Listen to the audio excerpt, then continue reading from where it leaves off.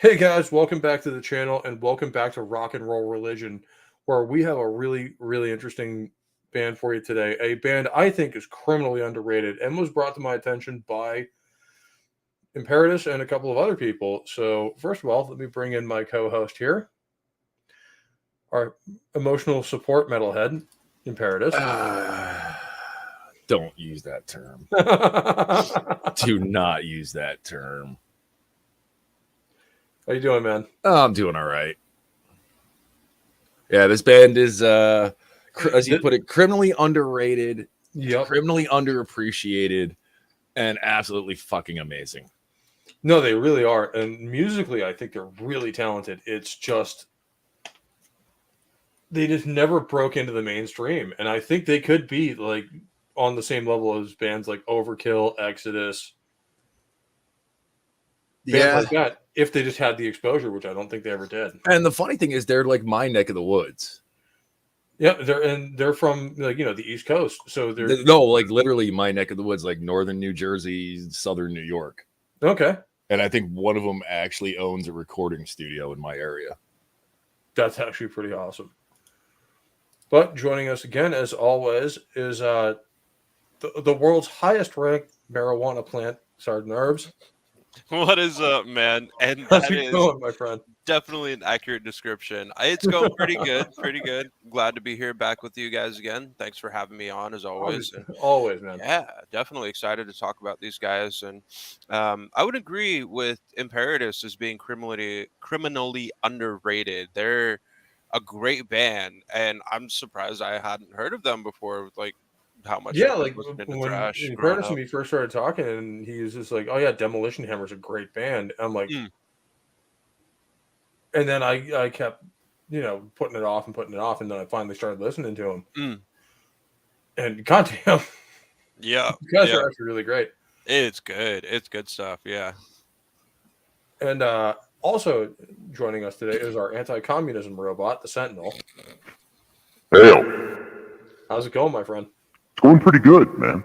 I've never heard of these guys until like a week ago, but this is why we do this show. It's not only so like the audience can discover new bands, but so we can too. Like, I've discovered new bands just by doing this show. Sweet. And I really hope that everyone else does too, because these guys are worth listening to. They're worth buying their albums. And to give us a, shall we say, elder perspective on this, we have an old school metalhead, Joe's Atmosphere. How you doing, man? I'm doing good. How you doing, Pope? I'm doing I woke up to some sad news. I don't know if you guys have seen the breaking news over the last half hour or so, but Nicole Nichols, Uhura from the OG Star Trek passed away. No. 89. Oh, wow. He had a full Michelle life. Nichols is gone. Yeah, and me personally, my dad is from Boston. The great Bill Russell passed away.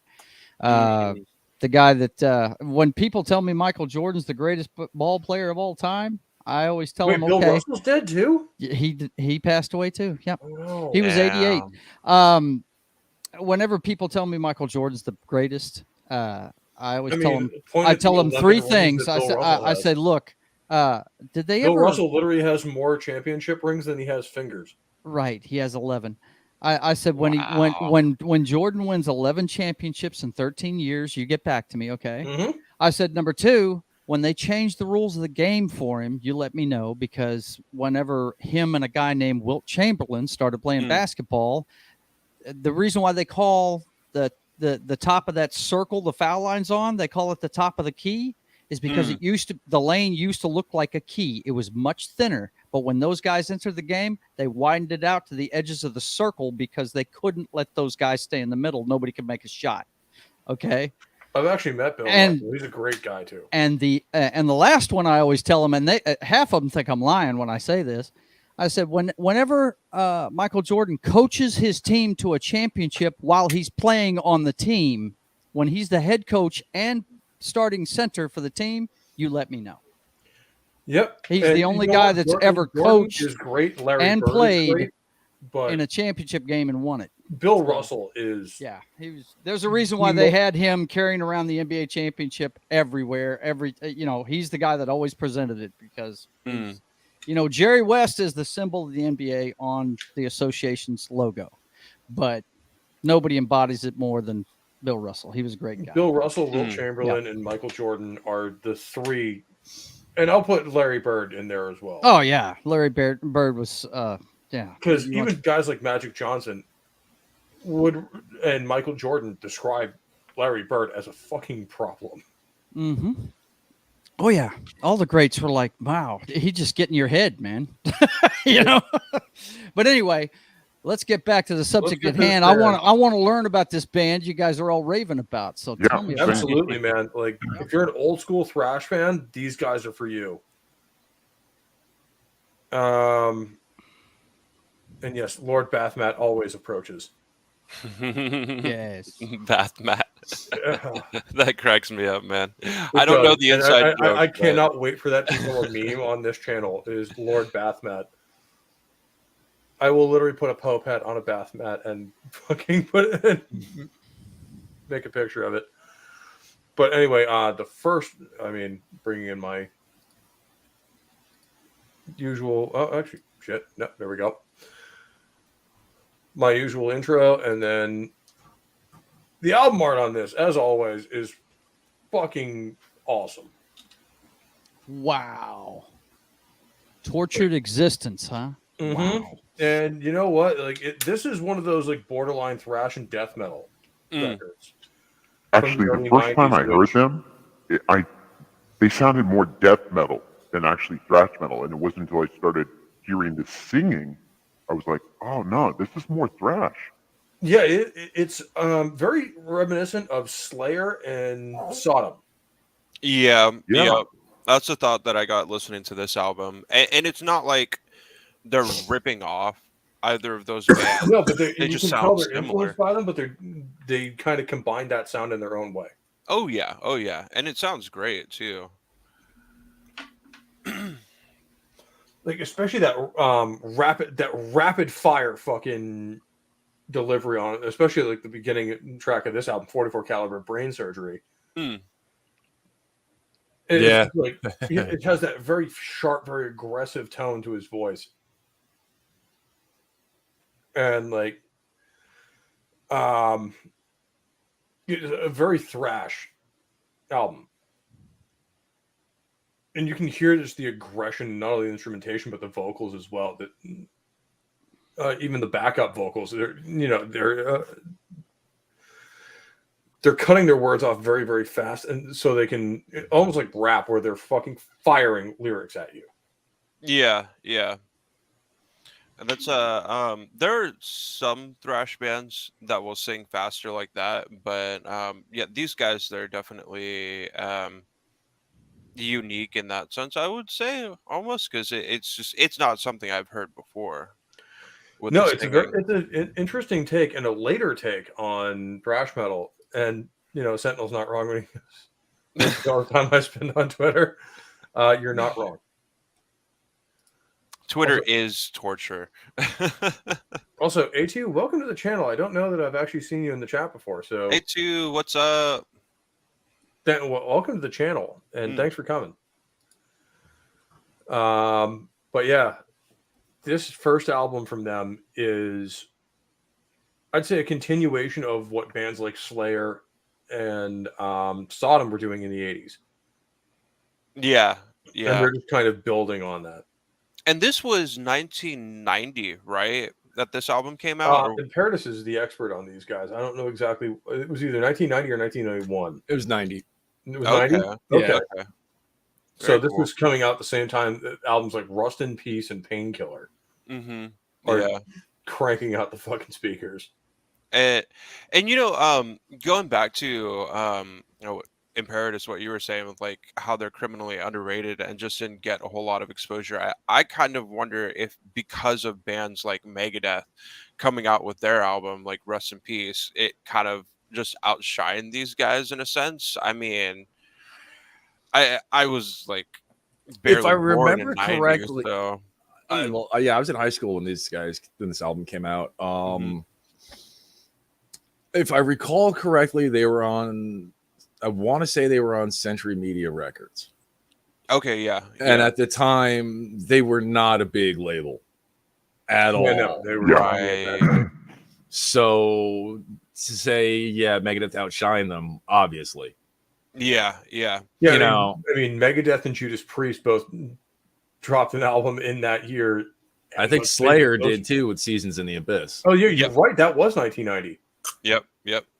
So you had two really big thrash bands and one of the biggest heavy metal acts of all time. And this band was also on an underground label at the time. And so it's easy to see why these guys got looked over.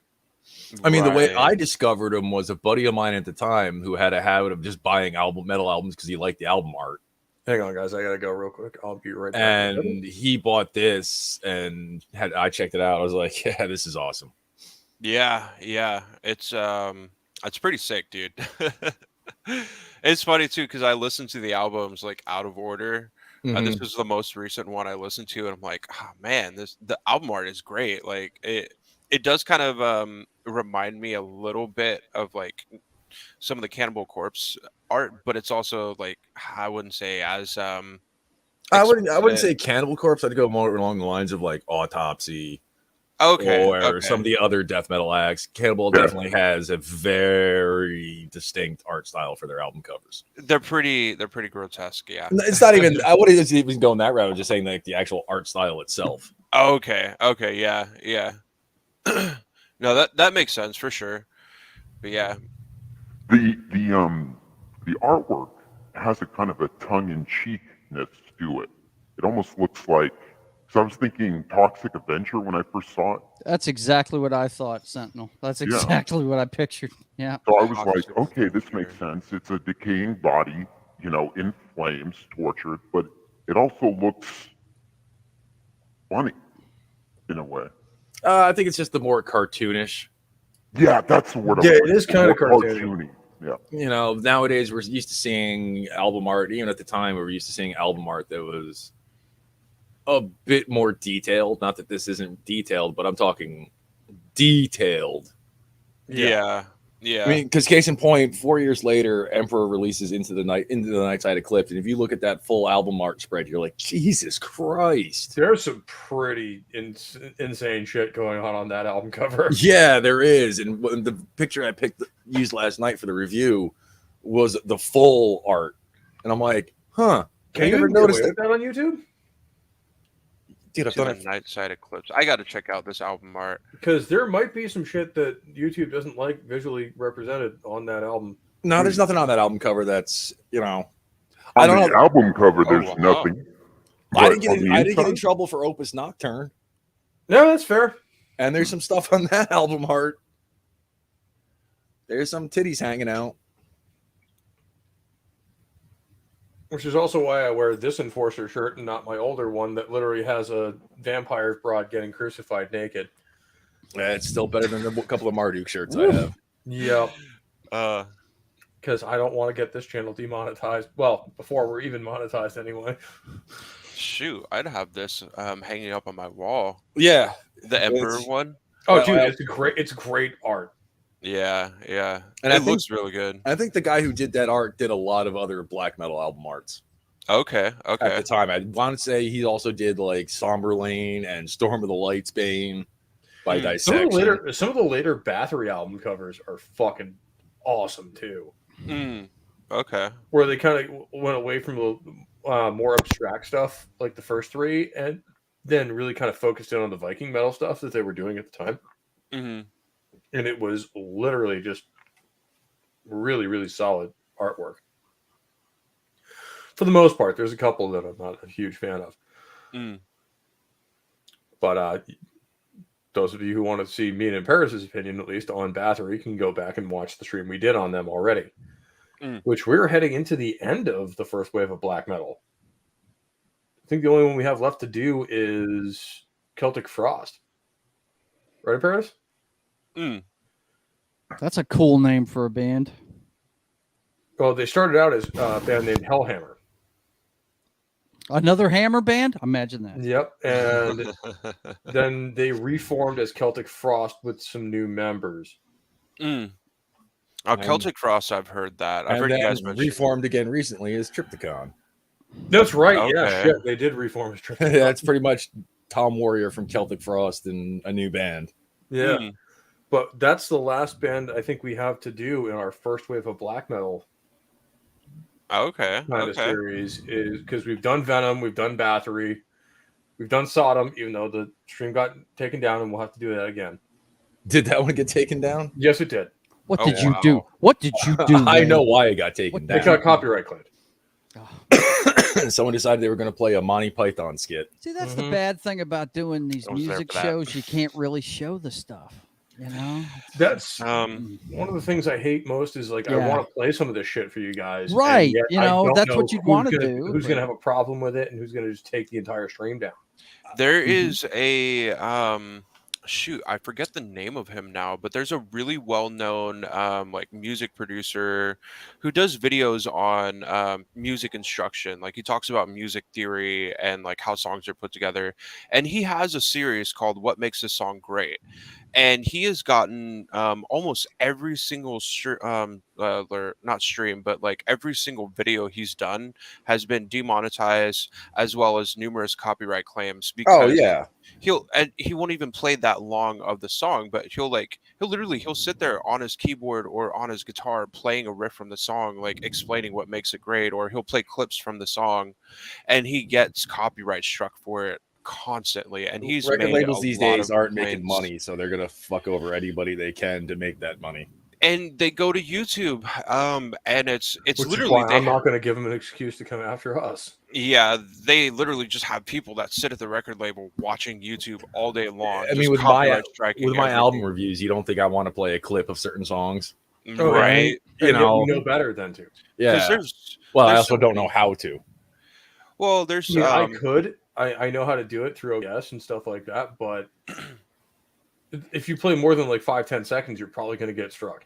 I was going to say what I've understood, and this is just from watching experienced guys like Nerdrotic and that bunch from Friday Night Tights.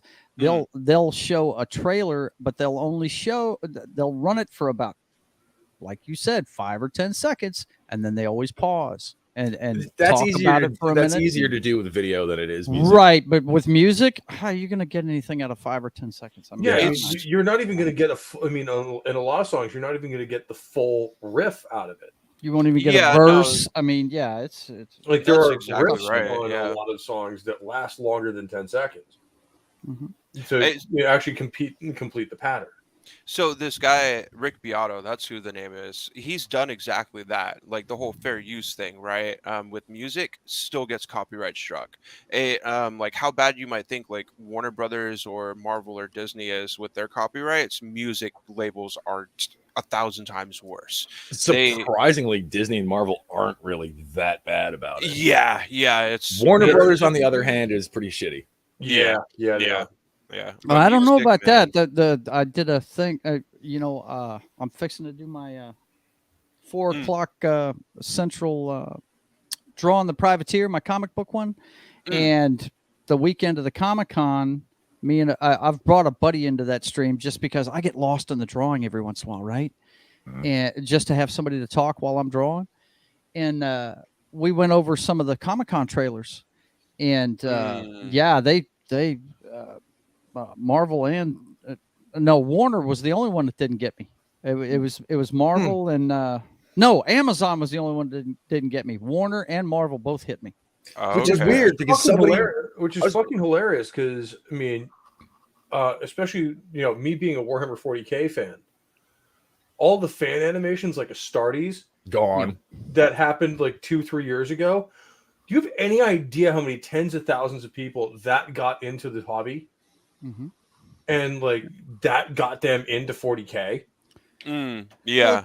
And I hate to take it off. I hate to take it away from what we're talking about, but freaking, it's like the Napster thing, It's really? like the Napster thing, They destroyed Napster when it was one of the greatest advertising things. People are going to buy your music, What's the problem, especially when it comes to a lot of these media companies? A lot of the executives are old men and women who have give me every nickel you got, Scrooge McDuck. Yeah. Not even. They have no clue as what modern advertisement is. Which makes sense for what they're doing in a lot of cases on YouTube and a lot of other social media is just like, that's ours. You can't use it. It's like, dude, first of all, we're doing a reaction to your fucking trailer. Could drive customers your way. Yeah, right. and that's usually what we want to do. Like if BattleTech released a new fucking fan animation tomorrow, officially, I'd be driving it. Well, it even happens as far as this week, but usually I'd be the one reacting to it and going like, dude, this looks awesome. I'm a huge BattleTech nerd. You should be too. Go fucking check this shit out.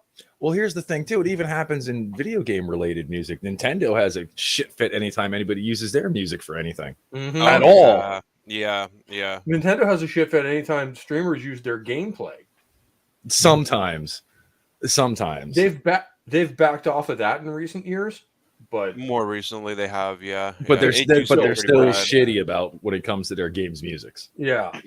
And that's why people are hesitant to showcase games on Switch or whatever on either Twitch or YouTube because you're gonna get your channel struck. I also wonder though if that's a Japanese company thing in some ways, where they're just locking everything down. Period. that could be it. And you get struck a lot more here than you do on Twitch. I'd never have a problem with anything I put up pretty much. You know, it's but then again, I'm not monetized there either. You know what I mean? I'm not in the partnership program there either. But I have been hit by a lot of stuff over here. And I think you just got monetized over there, didn't you? On Twitch? Herbs. Oh yeah, me. I thought you said Imperitus. Sorry, no. I did. Yeah, living up to your name, buddy. Yeah, it was a couple weeks ago, and it's been going well so far. I still haven't made a dedicated streaming schedule, but I'm usually streaming every day or every other day. But do they communicate to you things that will get your stream demonetized or stuff like that? Or so there's do they kind of lay out the sandbox you have to play in? Yeah. There's general rules that you have to follow, and they have it's not in their TOS, but they have on their help site or whatever the fuck it's called, where these are things that will get you struck or get you banned, and then see they're a little bit more lenient with music in video games. So for instance, because you're playing the game, so when I was streaming, the music is part of it. Well, that's why a lot of games nowadays also have streamer mode, which cuts out all the copyrighted music. Yeah, which I don't like because it basically makes it silent, and the music in a lot of games depends on the game. Is part of the experience. All depends on the game. Like Cyberpunk, for example, if you turn that on, you still get music.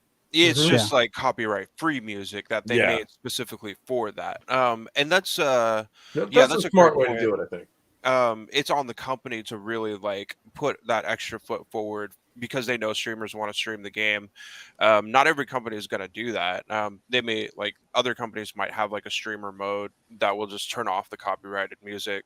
But with Twitch, for example, if there's a game that has copyrighted music, they're not going to strike your live stream. They're just going to mute the VOD if you save your VODs, which is the replay. I was going to say, when you're doing it live, they're not going to turn you off or anything like that. They're not. It's okay because I don't save my VODs when I stream on Twitch because it's basically just me hanging out and playing games I love.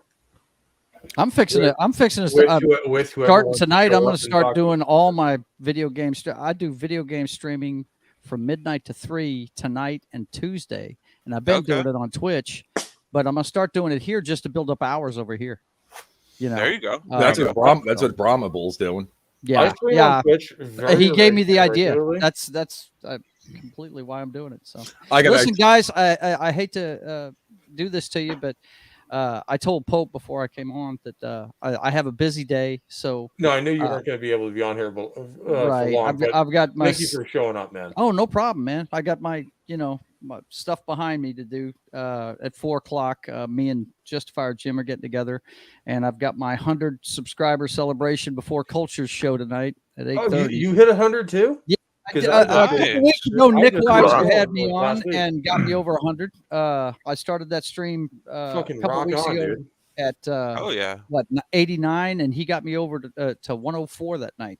So nice. Yeah, he was showcasing my posters right and now. stuff. So yeah. So and then I'm doing my my first video game stream at midnight tonight. So yeah, I got a busy day. Listen, you guys take care, and I will definitely check this band out and have my homework done next time you talk about them. Okay.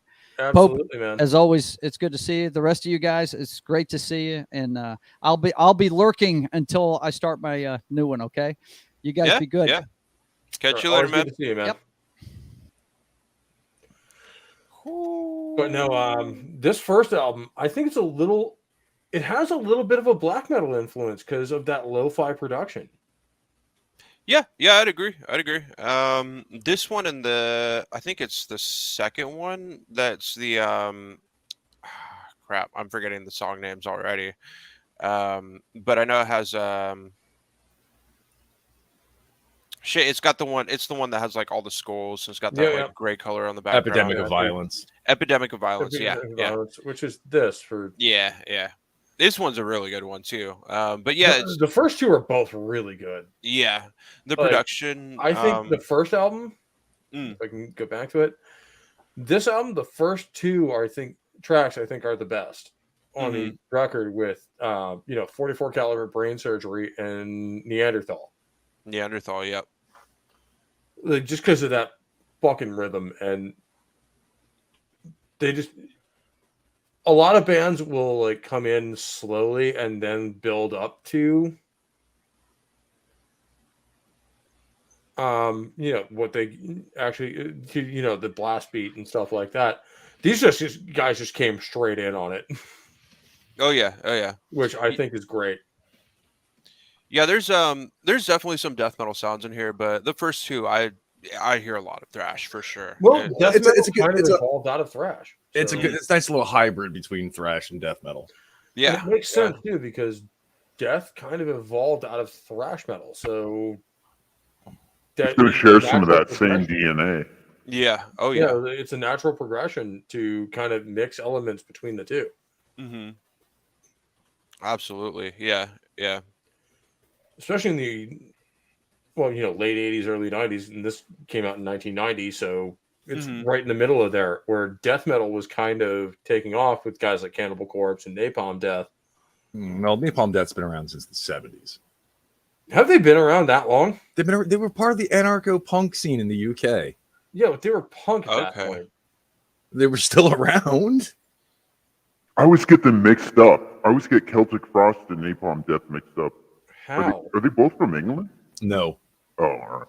Celtic Frost is from Switzerland, and the best way to tell them apart is Napalm Death is a bunch of commies. Mm-hmm. Oh, all right. Thanks for the warning. And Napalm Death may have a couple of good songs. We're not saying that, anything made by lefties is bad. Because, let's face it, that would be like 90% of rock music in general.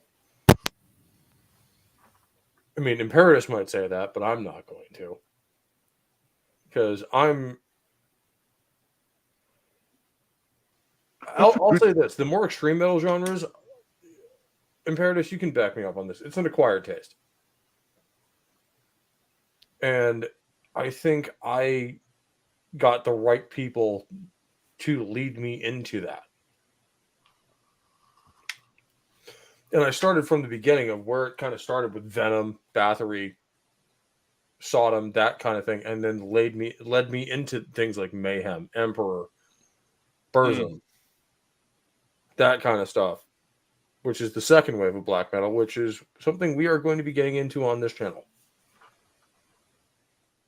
Because I think it's going to be a lot of fun conversation, and it's something I don't know a lot about. Like, I know the bands, but I don't know a lot of the history and stuff like that, like I do with heavy metal or power and stuff like that.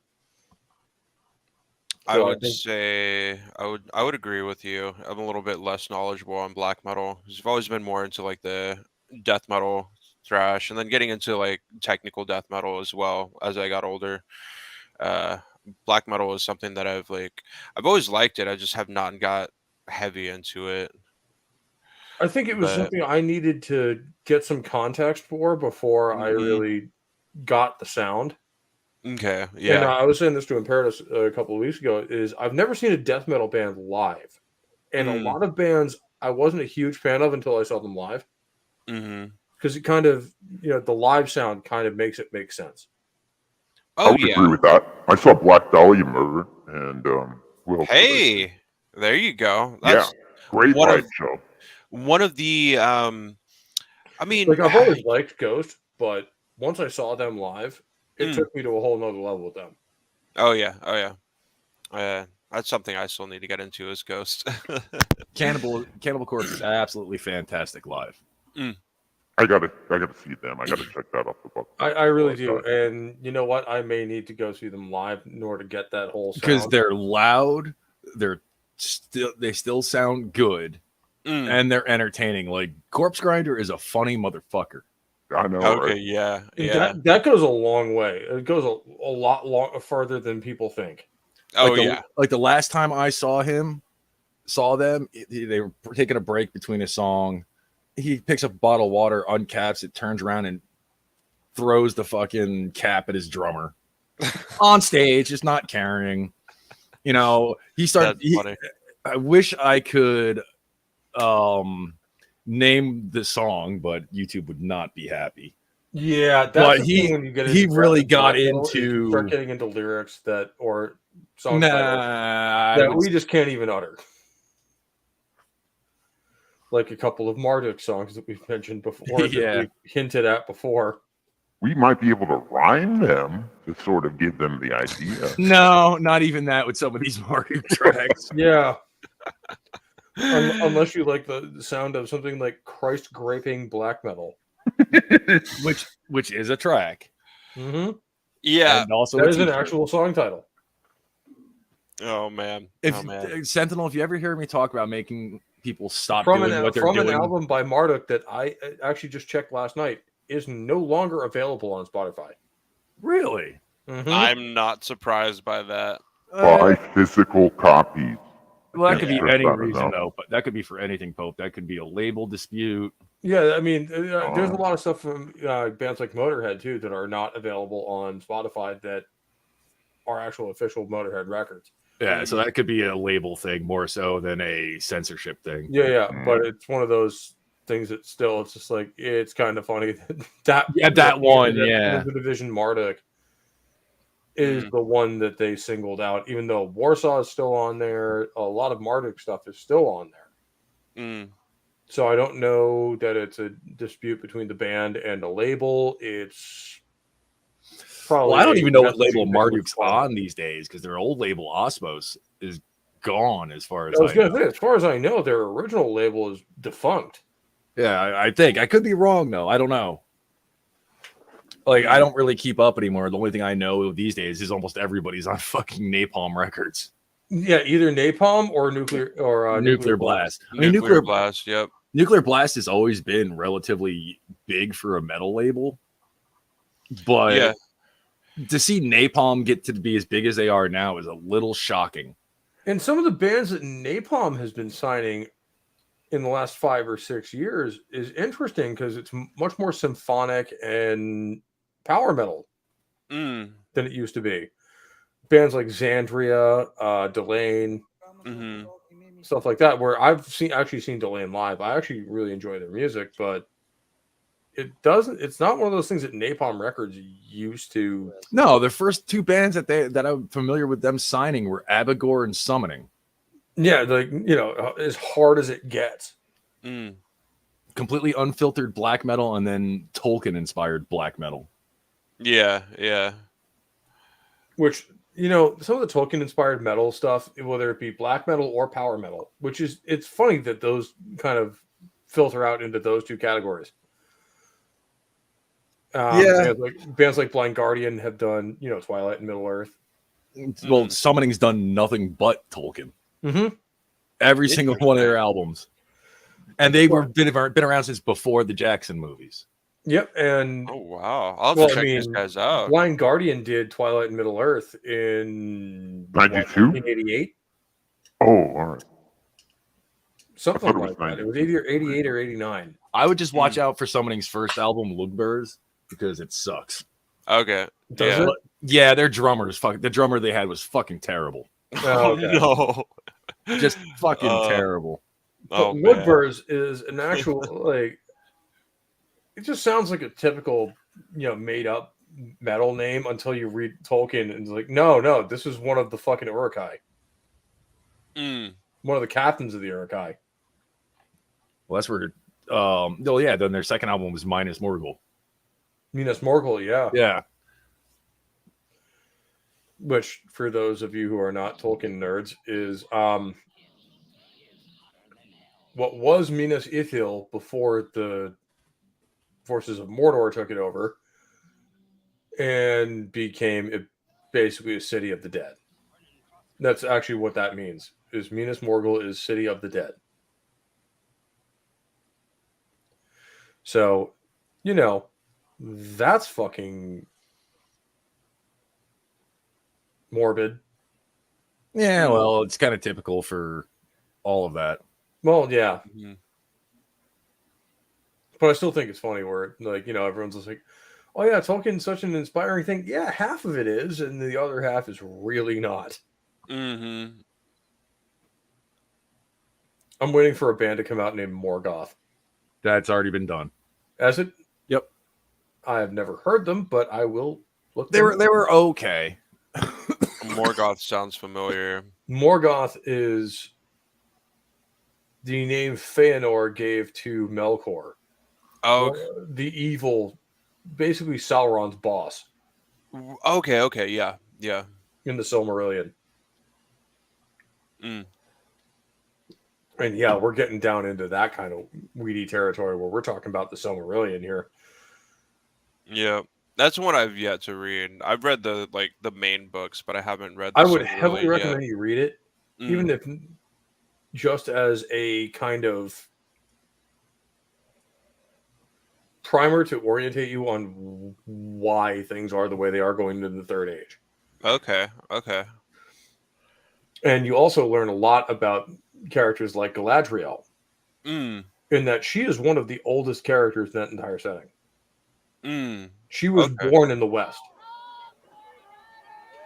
She was born before the High Elves went back to Beleriand. Okay.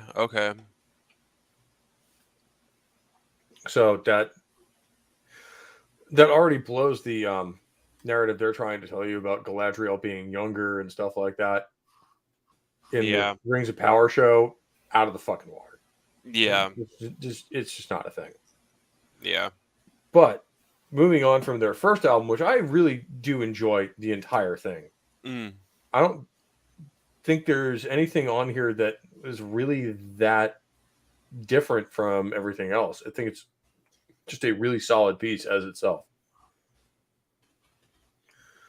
And then we go to even better album art on the second one is Epidemic of Violence. This is a good one. And I was just listening to this. It sounds amazing. It's a sonic leap. It's less black metal-y, less death metal-y. It's more. It's a lot more hi-fi production, I think, than the first one. Yes. More thrash. More thrash. More thrash in more it. aggressive. Yeah. Yes, absolutely. It's a great one. Again, they come into it with a song title that should tell you exactly what you should expect from this record, which is Skull Fracturing Nightmare. Yeah. My personal favorite track on this album would be Pyroclastic Annihilation. That was I love that one too. Tune. It's a great one. Although I will say Aborticide is another one that's pretty awesome for me. I liked Carnivore's Obsession too. That one was pretty good. Yeah, it's hard to pick a favorite off of this album, but both of the first two kind of flow together really, really well. Yeah. And just exists as this entire piece of thrash metal majesty that you don't want to pick apart because it all kind of leads into each other too. Yeah. Which is something I appreciate as a guy who likes to listen to albums rather than tracks. Yeah. You can just spin this entire record and not really get thrown out of it. And it is a little bit longer than the first one. Not by much. Maybe like 5 minutes tops. Yeah. Yeah. Over the course of 10 tracks, that's what, like 20 seconds a song, maybe. Yeah.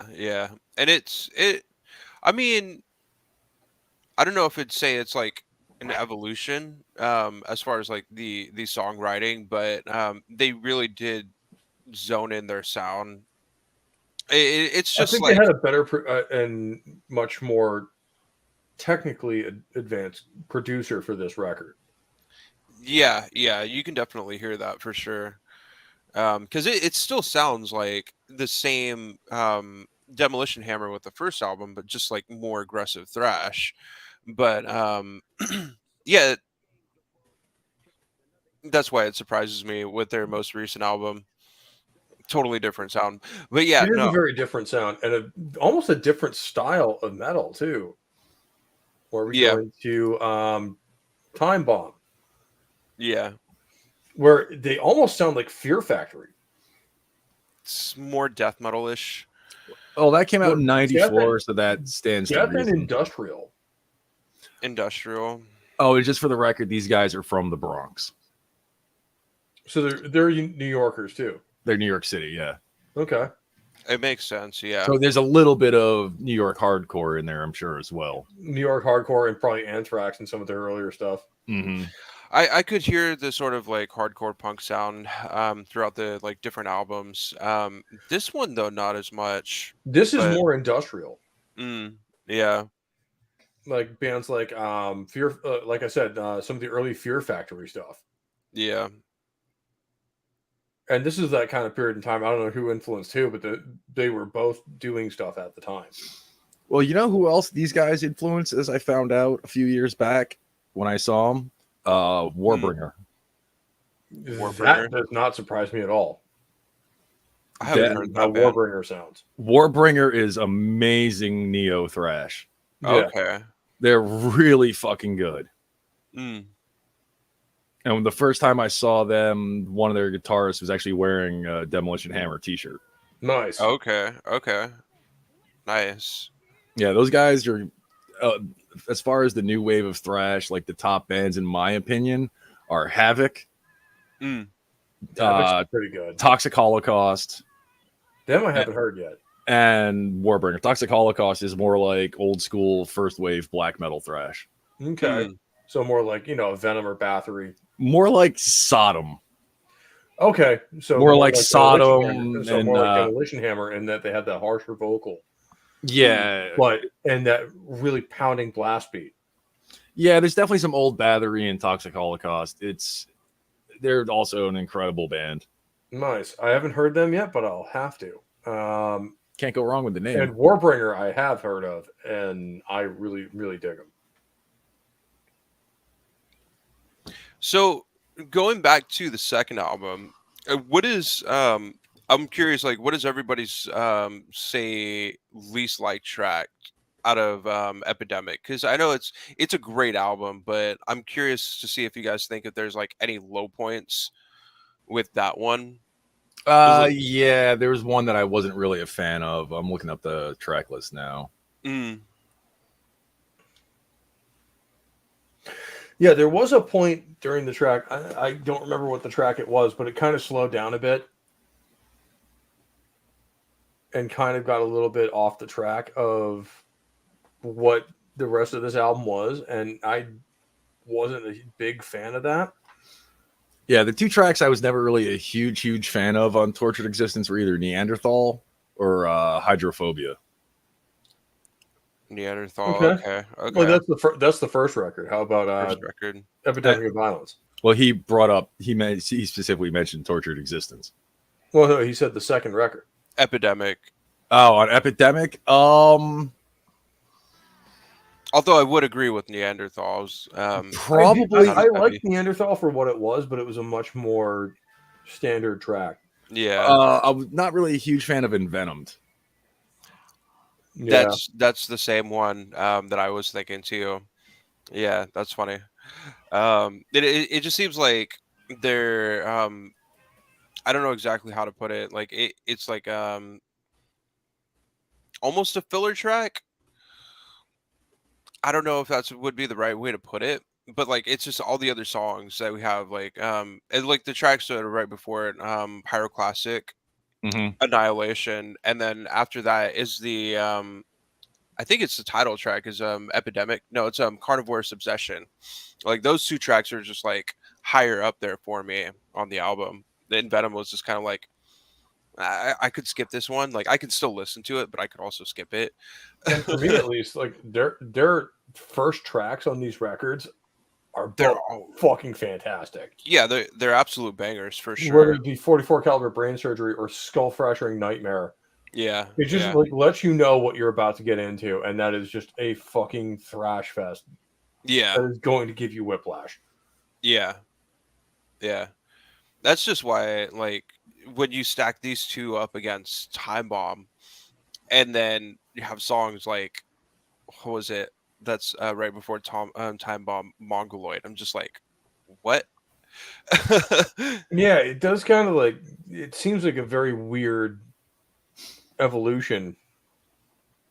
It does. Well, the funny thing is, they stopped after Time Bomb. They ceased to be as a band up until 2016, and when they reformed. Came back, and they haven't released a new album yet, which is they haven't released a new album, but they've played live a bunch.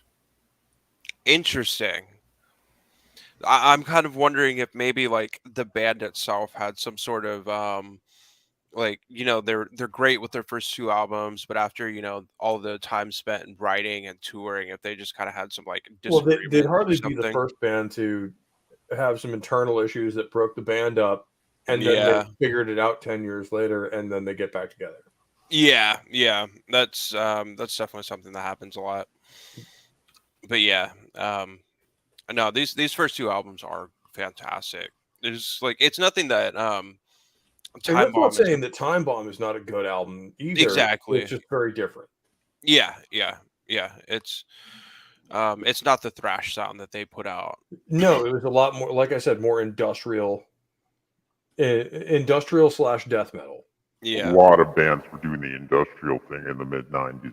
Well, yeah, everyone saw what Rammstein was doing and trying to get on it. Well, Rammstein didn't come around until the late '90s. But I'm thinking more like White Zombie, Cold Chamber. Yeah, Cold Chamber, White Zombie, Machine Head. Yep, yeah, those guys. That would make sense. Yeah, they all jumped on that bandwagon because industrial kind of came out of thrash in its own right. Yeah, and if you want to go back far enough, it actually goes back to Judas Priest with British Steel. Because you had that in the background of some of the songs, like especially Rapid Fire. You had that pounding of the steam hammers in the background, and that kind of set that tone. Well, look at Sepultura's Arise album. I would say there's more of a connection between Sepultura and industrial. I mean, that's when I can hear some of the industrialisms start coming about. Especially in the production. I'm just saying where that kind of sound probably came from is something like British Steel, where they included actual real life industrial sounds in the album itself. Okay. I see what you mean. And then brought that forward. A lot of bands kind of probably latched onto that and brought it forward into what they kind of like the Foley kind of background tracks that kind of add some elements. Yeah. Okay. Yeah. Nowadays you have bands like Maynard Keenan's Pussifer, where it's just like heavily synth-induced industrial sounds. Pussifer is an interesting band, to say the least. I will say it's not my favorite Maynard. Yeah. It's Tool. I prefer to listen to huge Tool. Fan of, and we are actually, once we get off here, we will be talking about exactly when we're going to do that Tool episode that we're planning. And Imperitus knows what I'm talking about. But we will talk about actually setting out when we're going to do that. And I'd love to have you all here for it, because Tool is a great band. Oh, hell yeah. But yeah, they did have a kind of industrial sound towards the mid 90s, didn't they? Yeah, and it makes sense with what you guys are saying. That like whole bandwagon that was started by other bands, with Fear Factory, Sepultura, those kinds of and like Rammstein that you mentioned, or Rammstein. Trying to, I'm sure there's a lot of other bands too that sort of abandoned their older sound to try I'm kind to of surprised Fear get more Factory never popular. made it bigger than they did. Yeah, They were kind of one of the original industrial bands. Yeah. I think they were a little bit too hardcore for most people. Like, especially albums like Obsolete, which was the first one I ever owned by them. I think it was actually the second album I ever actually bought was Obsolete. And dude, things like Edge Crusher and stuff like that, that's just Titanic. Yeah. Great albums. And yet it also had kind of a death metal feel to it with the vocals. Although I don't think it was really that. It was just... it was more similar to death metal than anything else that had come before. Yeah. So I think it became kind of like... they kind of became like the redheaded stepchildren of 90s metal, where everything else was going groove metal and new metal.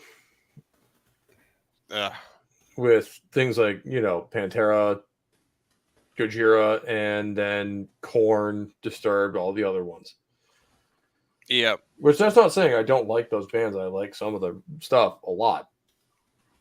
But yeah. It doesn't, aside from the fact that it did kind of ruin a lot of the good stuff that we had going on with death metal and thrash metal. And that's staying away from grunge, which basically murdered 80s metal. Yeah. And it's still there. It's just the rise of the popularity just got completely stunted by the grunge and new metal movement. I totally Hello, agree. Soul Assassin. How are you doing, sir? So, Hail. But no, he's not wrong. Where the 90s were kind of the death knell of a lot of metal bands, at least in terms of their popularity. Yeah. The music industry and the music market just shifted. And to be honest, the change in musical taste in the 90s, I've always felt was a little contrived and manipulated.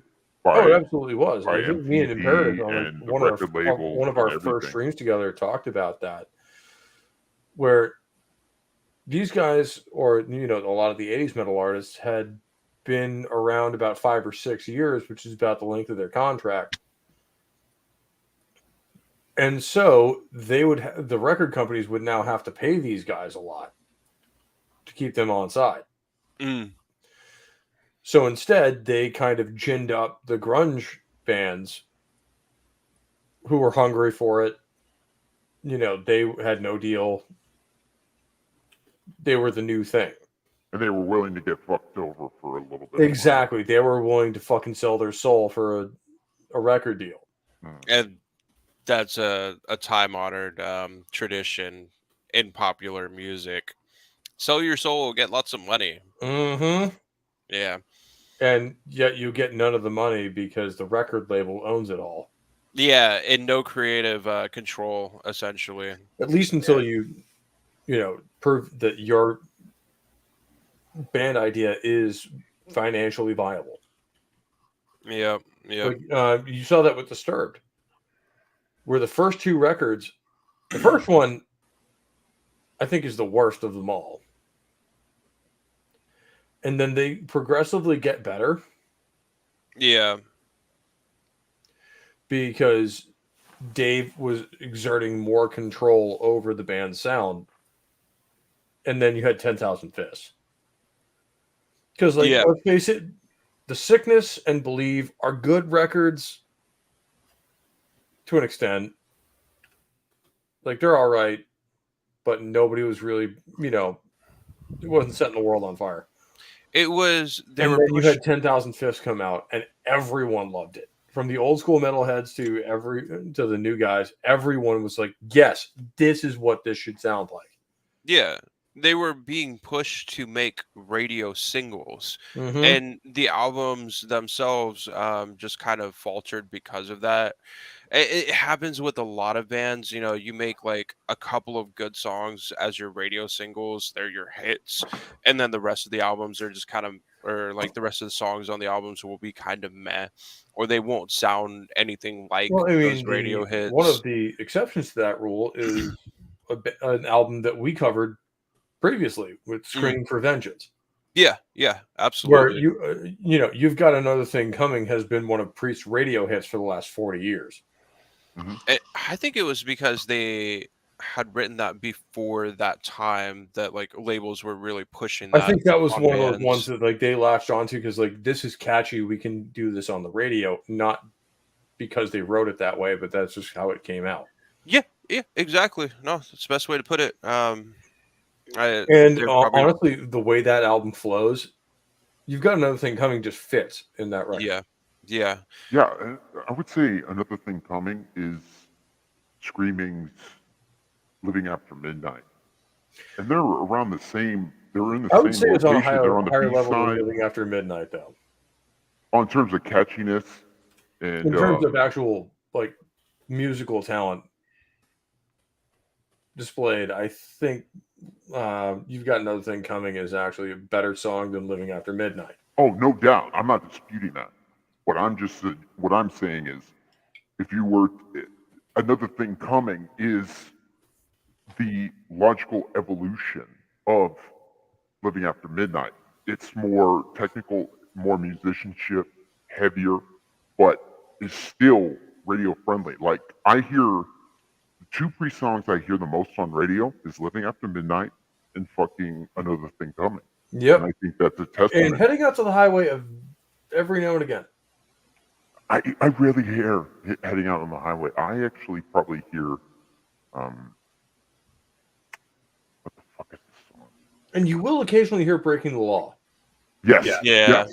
Yes. That's one of their like. It's a song you're guaranteed to find in a karaoke. If you go to a karaoke bar, people love singing that song. It's a very simple song too. Yeah. For that reason, which is actually the funny part is it's the least representative of most of Priest's musicianship. Yeah. You can definitely hear it listening to their other stuff. It's like which when you compare something to like something like Beyond the Realms of Death or fucking Victim of Changes or Starbreaker. Yeah. It's very, very different sound. Or even like, I would say straightforward. Like this is why this band I think kind of flew under the radar is at the time they were coming out, everyone was trying to avoid this kind of music. Yeah. Which is unfortunate because a lot of it's really good. There were so many bands that popular. There were absolutely so many bands that, because of for whatever reason, just kind of their careers were kind of aborted because of the cultural shift that happened in the early 90s. Or I wouldn't say aborted, but stunted to far lesser status than they should have been. Yeah. Well, I would say developmentally delayed for sure. Yeah, I mean, some of these bands like Overkill, Exodus, these guys, like the second wave thrash bands, cast to the wayside for sure. And you have things like the Satanic Panic that was pushing a lot of. Well, that was more the first wave guys. The first, yeah. And these are the guys who saw them going through that, and then either went more extreme. With like the death metal or Demolition Hammer and stuff like that, with like the harder edge of thrash. Yeah. And or you see the guys get more mainstream. Yeah. And because it can only go one of two ways. I wonder if Demolition Hammer has more success if they are from like Germany or something. Well, I mean that might be a thing too, because a lot of American bands are not very successful. No, they're not. They're big in Europe, though. Well, that's the thing, is they're big in Europe, but they never catch on in the US. Yeah. It's weird. Because Metallica caught fucking fire. It is a weird thing for sure. I think it's the music that gets pushed, like we were talking about, like since when you the look 90s. when you look at Demolition Hammer compared to early Slayer or Metallica, it's very similar. Mm-hmm. Yeah. So I don't know what the magic formula they missed was, but they missed out on it. Some of these bands were fantastic, but they started too late or put out records too late. I think that might be it. Was they were doing music that's heyday was 5 years ago. Exactly. So Demolition Hammer, if it was at least in terms of popularity, if not actual skill. Right. You released Demolition Hammer in like 87 or 88, and these guys definitely are above the radar going forward. I think they were up there with bands like Testament. Yeah. Where they may not be the big four, but they're right up there. I got to listen to some more of them to get a really kind of good, wrap my head around it so I can really evaluate them amongst their peers. But just by the way their second album sounds, I'm very impressed. Yeah, and the third one was, I think, a little bit of an attempt to change with the times and go into the 90s. Minimalism album cover, minimalism font, very much Alice, almost like that first, like a Fear Factory cover, basically. Yeah, it is very similar to a lot of Fear Factory's covers. That's a good point. Yeah, it is. That's one of the things when I was looking at it, like, no skulls, what? No, like classic like death metal sort of influence. Like it is way different, and minimalist is a good way to put it. Yeah, I don't know what the fuck I'm looking. They kind of stripped down their album art, which kind of fits with the sound as well. They kind of did strip their sound down and went with a more produced effort than they had before. Yeah. Which I think is a disservice to this band. Don't get me wrong, I like industrial metal, but I don't think these guys did very well at it. No. If you know what I mean. I definitely didn't like the sound of this album as much. This is the only album from them I don't own. My buddy got it when it came out, and I heard it. I was like, I'm not. I mean, it's still a listenable record. Yeah, but it's not Demolition Hammer. Yeah, it sounds completely different from what their earlier stuff was. And I would go to the first two albums to replay them more than this one for sure. After listening to Epidemic of Violence and then go into this one, I'm just like, I'm gonna put on Epidemic again. Yeah, Soul Assassin. It's just how Americans should be, not how we actually are. Unfortunately, it is not wrong. Well, with the good thing about the YouTube generation and Generation Z is they never had to suffer through the 90s and grunge and all that shit. So when they first get into music, what I've noticed about them is they have like none of the tribalism that at least I was aware of. Like you didn't listen. That is a very good point. So they're super open-minded about all the music and love all the music. They'll love Motley Crue and Wasp, and then the same breath. Like one of the kids I've had on the channel before, and actually, I think it was the first video. No, you weren't on this video, but you came in just after that. Was Dragon Master asking us to do Striper? Where Imperitus, I know you have your issues with the band. 100% understand that shit. But Striper is not metal. It is. It's not. It is, and it's possibly more metal than a lot of the bands that were coming out at the time in terms of spirit. Because they were going against the grain. That's a good point. Metal is rebellious. I mean, what's more rebellious than rebelling against, the kind of against like the Slayer established and sound. shit. So I had to come to terms with this too, man. There is no coming to terms with this for me. And I found fucking Striper in like 2002 at the library. Again, local libraries, baby. I found the best hits, and I was just kind of listening to it. And I'm like, God damn it, this is so fucking catchy and heavy. But I'm not supposed to like this because Korn and Limp Bizkit, right? It was like everybody had the Adidas, everybody had the fucking FBI jackets. Mm-hmm. It was a weird time, man. I was like 11 when this was going on.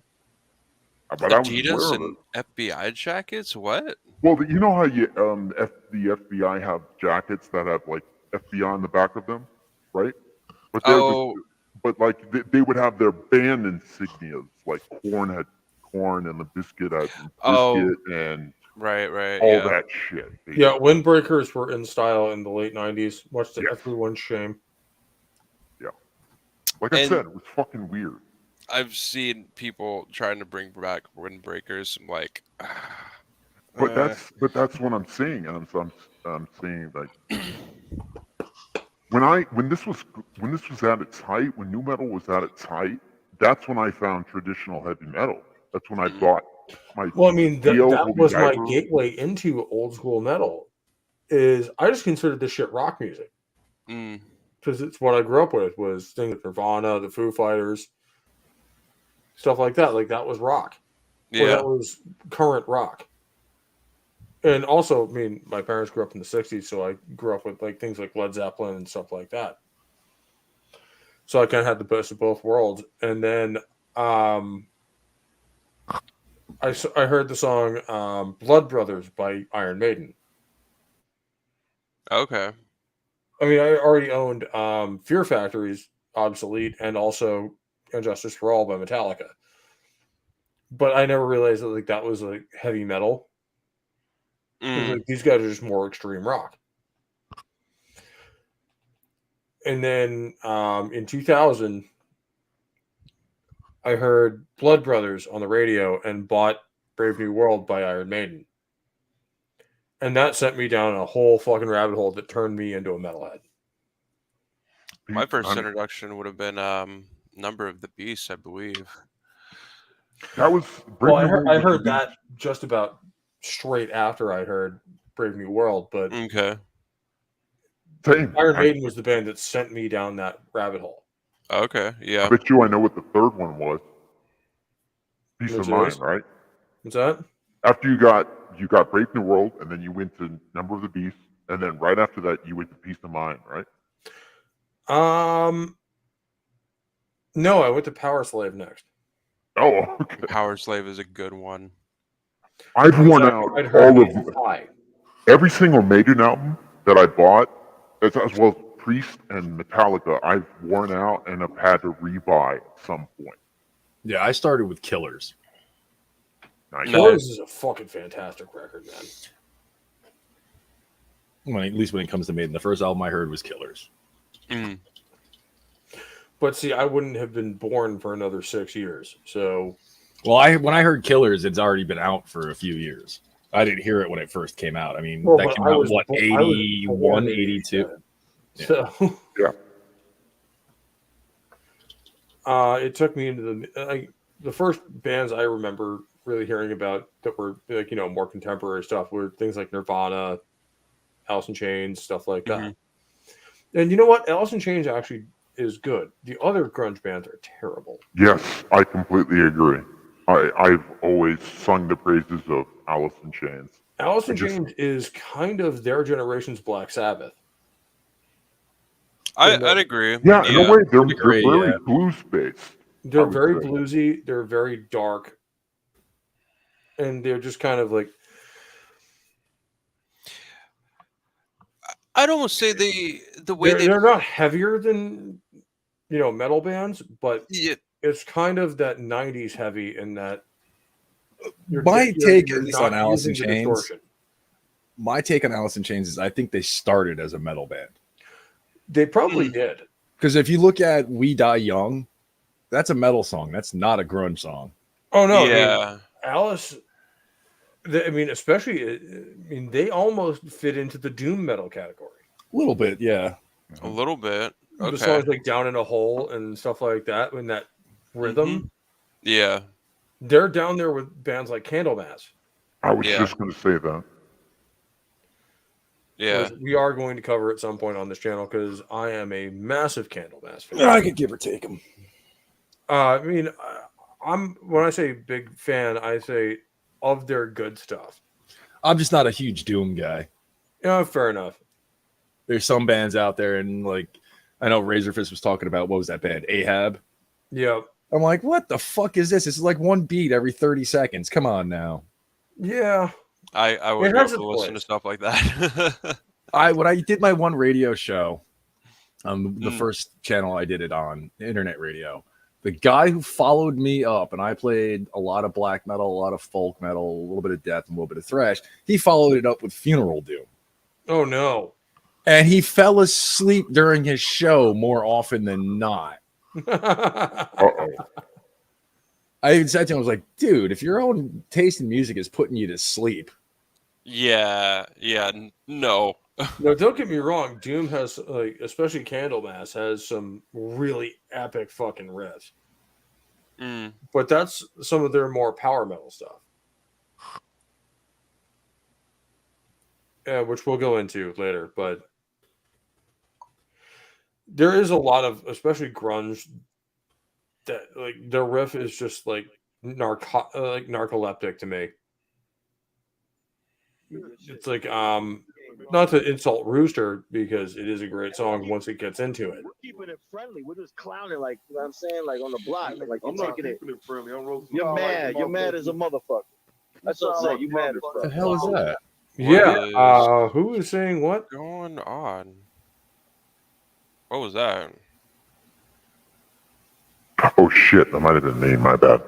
Yeah. I was gonna say, who's playing something in the background? Because I have no fucking clue. Yeah, for a second I thought that was me. I was like, wait, no, that's not me. Yeah, that was my bad. Sorry about that. But now, I mean, the best way I have to describe grunge is 80s metal with a heroin addiction. I mean, you look at Nirvana, so Nirvana, Alice in Chains, Chains, Stone Temple Pilots. How many more bands do we need to list from that era where at least grunge is music to kill yourself to? You're not wrong. All of the singers from grunge have killed themselves, either with drugs or by some other method. Unfortunately.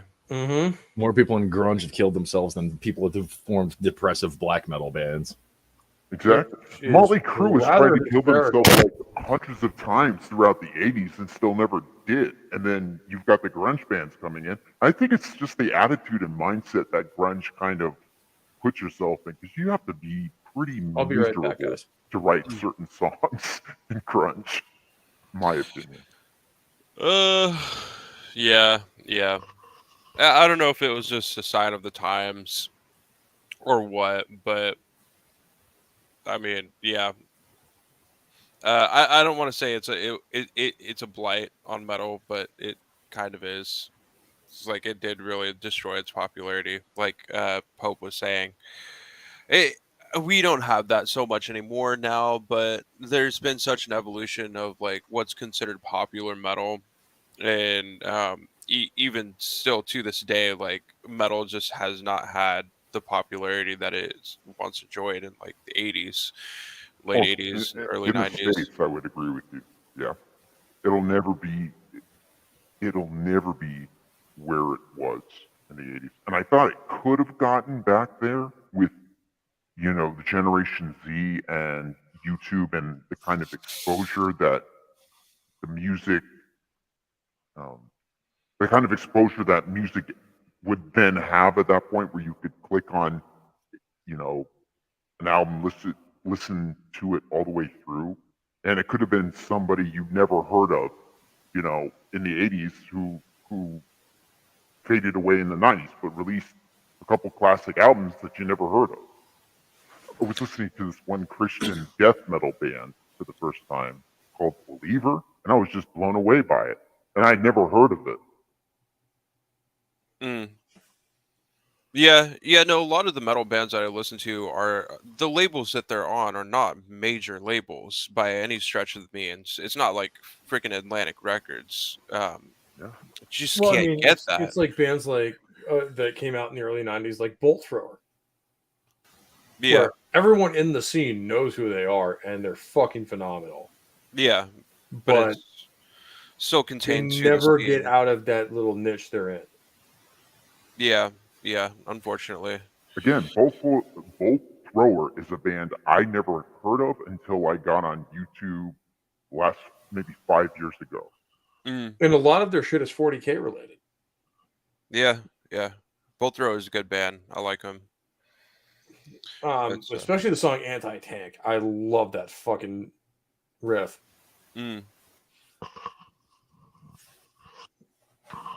But again, it's, we are in a kind of very niche audience of like actual true headbangers and metalheads. Yeah. Rather than rock fans who like some of the older metal stuff, but once it gets to like the more extreme stuff like black or death metal, just kind of eject.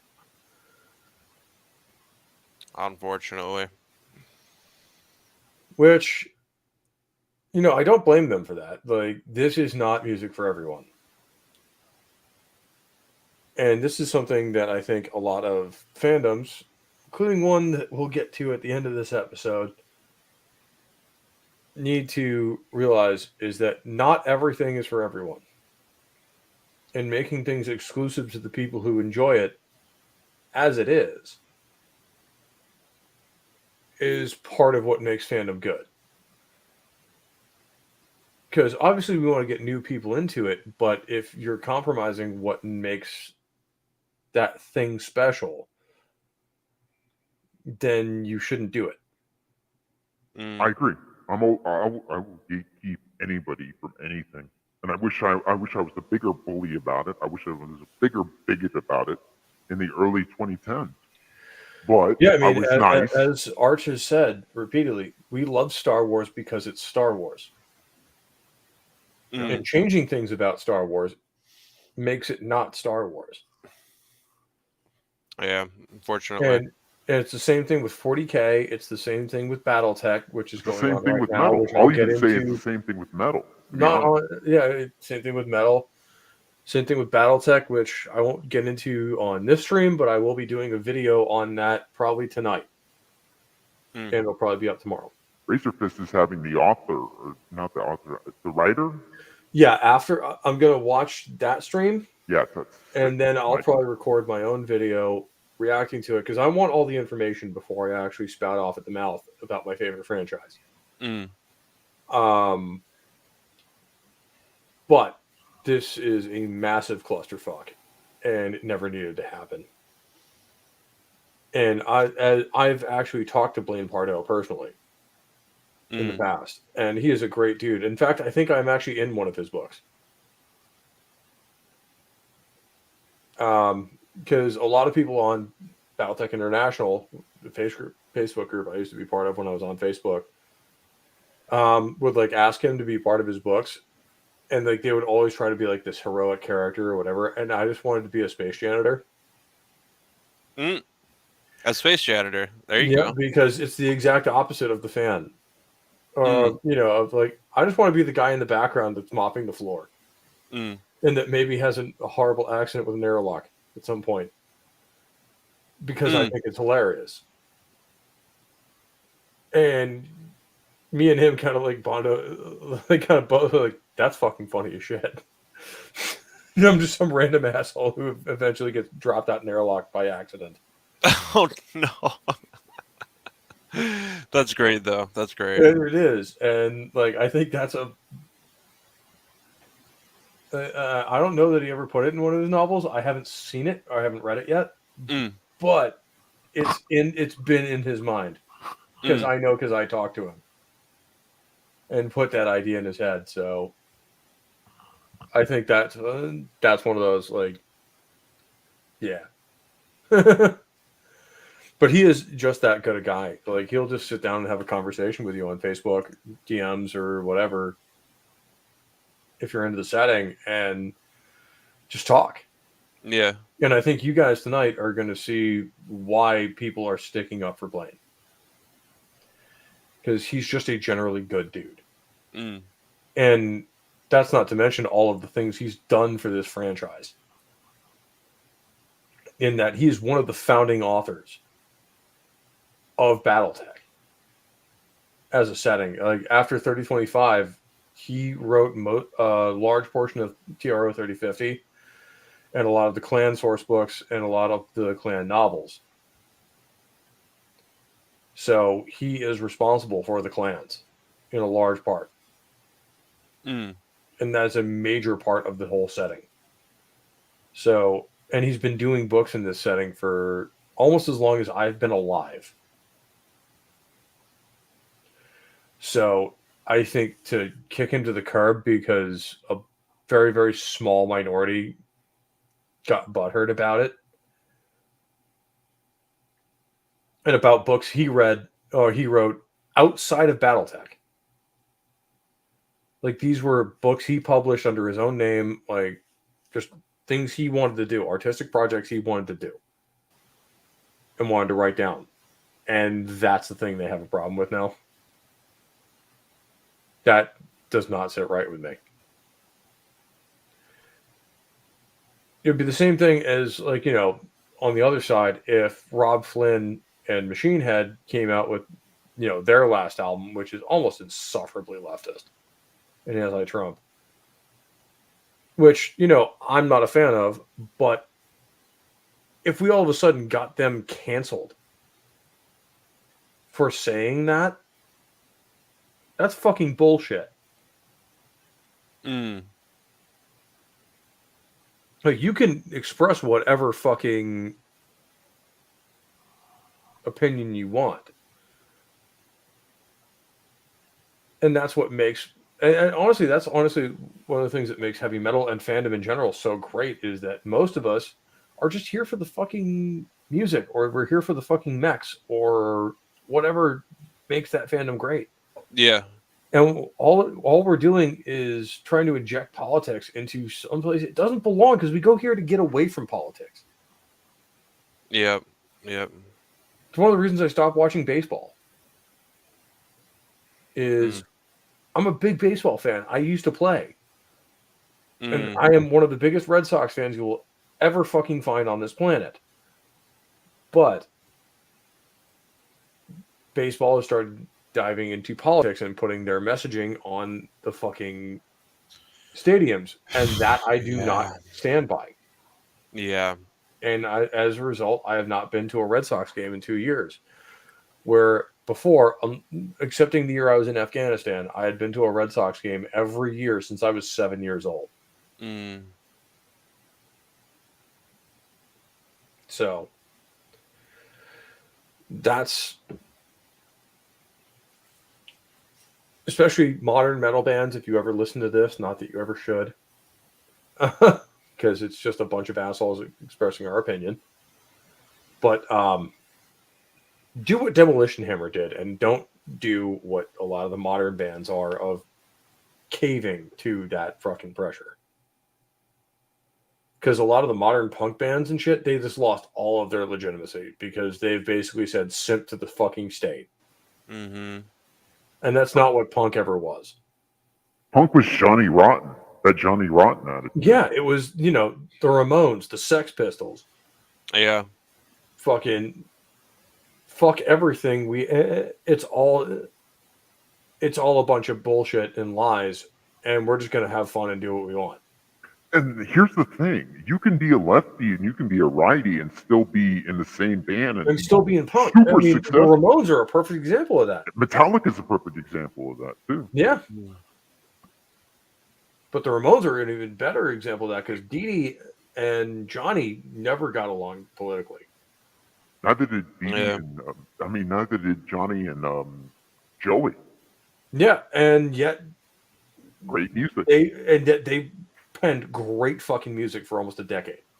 Mhm. And that's how you know, politics doesn't fucking matter in the long run. Yeah. Like when it comes to things like music and fandom and stuff like that, leave that to the fucking political sphere. Trust me, when I was in college, I was a poli-sci major. Like I will talk politics until you're like actual realistic politics until you're blue in the face. But it doesn't belong in fandom, and it's one of the reasons I go to these places to get away from that shit. Mm-hmm. And I always have, and now it's starting to creep in, and only one side's position seems to be considered valid. Where it's the far left that is being validated and treated like they have a legitimate point, and everyone that tries to gainsay them is basically a bigot. And I think that's what all of this shit and all of our,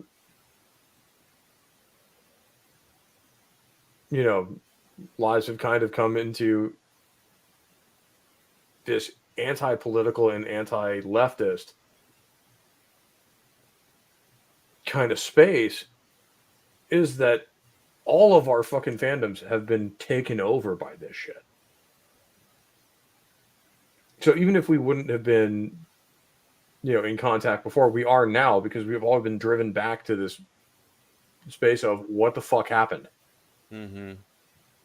Whether it be metal, whether it be punk, whether it be, gaming, all that kind of shit. Is that we're all of a sudden pariahs in the fan bases that we founded. So I don't think that's right. And it's a matter of either fighting back or just admitting that those are things that we can no longer enjoy. And I'm not ready to admit that. I have some theories on what might work, but it's like sort of like when your little brother, when you're playing with a toy as a kid, and your little brother is jealous that you're playing with the toy, so he comes over and starts playing with it himself, and he sort of ruins your enjoyment of it for some reason, and you just kind of ignore him, because the more you try to get your toy back, the more he's going to bitch and moan about it, right? So you just have to leave it and just kind of say, all right, I'm not interested in this toy anymore. And then once you're not interested, he's not interested. And I think that's going to be a very similar thing. It's like once the agenda people aren't interested in telling you what to do, because that's the thing. They never liked the thing to begin with. Yeah. Whereas we genuinely did. Yeah. And yet they are, especially given the rise of social media and Twitter, things like socialist media, they can seem like they are in the majority. And they're very good at pretending they're in the majority, even though they're not. Because the loudest voices get the most attention. Mm-hmm. Even though they're only a minor percentage of the fan base. And the rest of the fan base actually disagrees with them, but isn't willing to say so for fear of being called out themselves.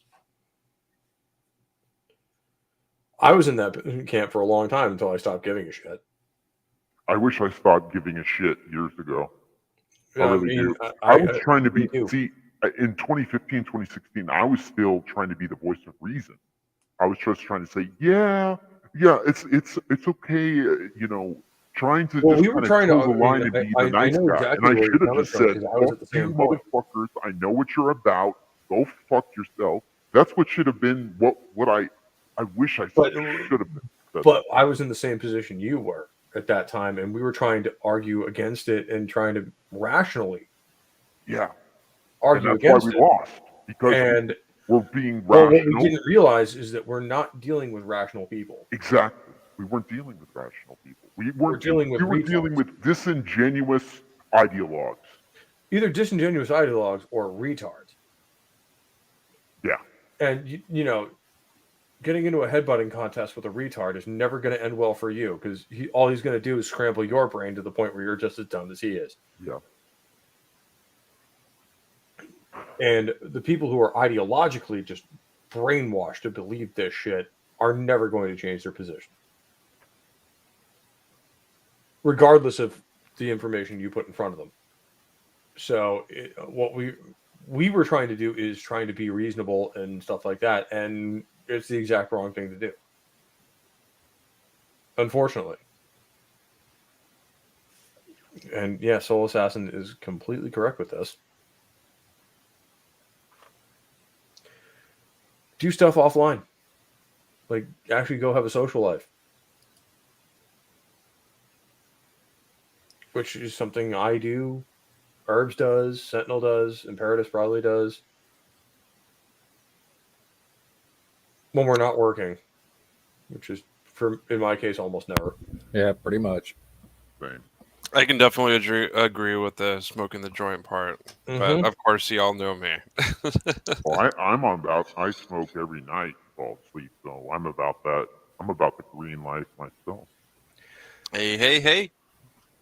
I do not partake for the most part myself, but I don't judge anyone who does. I used to in high school, and then when I joined the Marine Corps, it was something that was not allowed.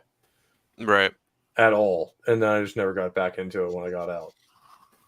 So that's one of those just like, yeah, no, I'm just going to toe the line on that one.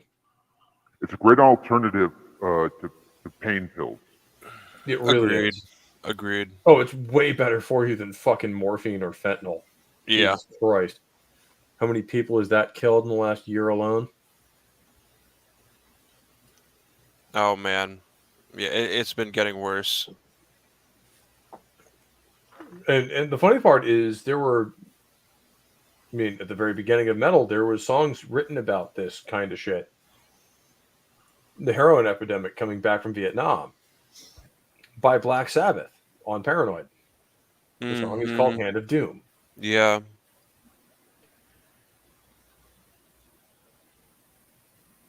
And you know what? It's completely relatable in how the fucking drug just owns you after a while.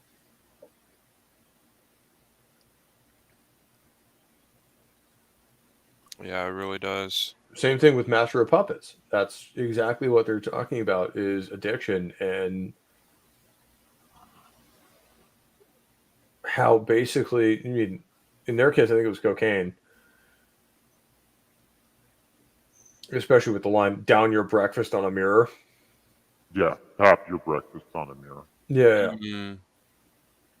James said he wrote that after coming back to San Francisco for a house party and saw a bunch of his friends shooting up. And how they were just so... they had no control over it. It was like that was in control of their behavior. And especially with like now it's killing you is like that's just a direct link to fucking heroin. Because anyone who knows anything about medical shit is that heroin will just straight up kill you over time. Mm-hmm. Like you'll get more and more used to it, and you actually have a physical dependency on it. That was the one drug Lemmy said he would never do and told nobody else to do was heroin. Well, that's also because the one woman he loved more than anybody else, Paul's mother, eventually died of a heroin overdose. And I don't think, ever really got over that.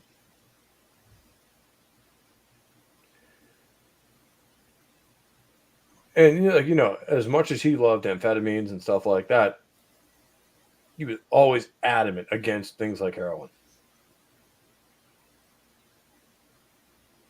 Which I think is to his credit. Because heroin is just about the worst drug on the fucking planet. Maybe other than fentanyl.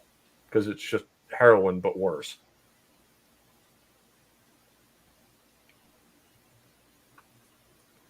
And, especially in the 80s, there was a lot of songs about drug use. Yeah. Because guess what? A lot of guys were on drugs. Yeah. And unfortunately for a lot of them, when they stopped doing drugs, the music stopped being good. Like Guns N' Roses? Yeah. Yeah, they're certainly an example of that.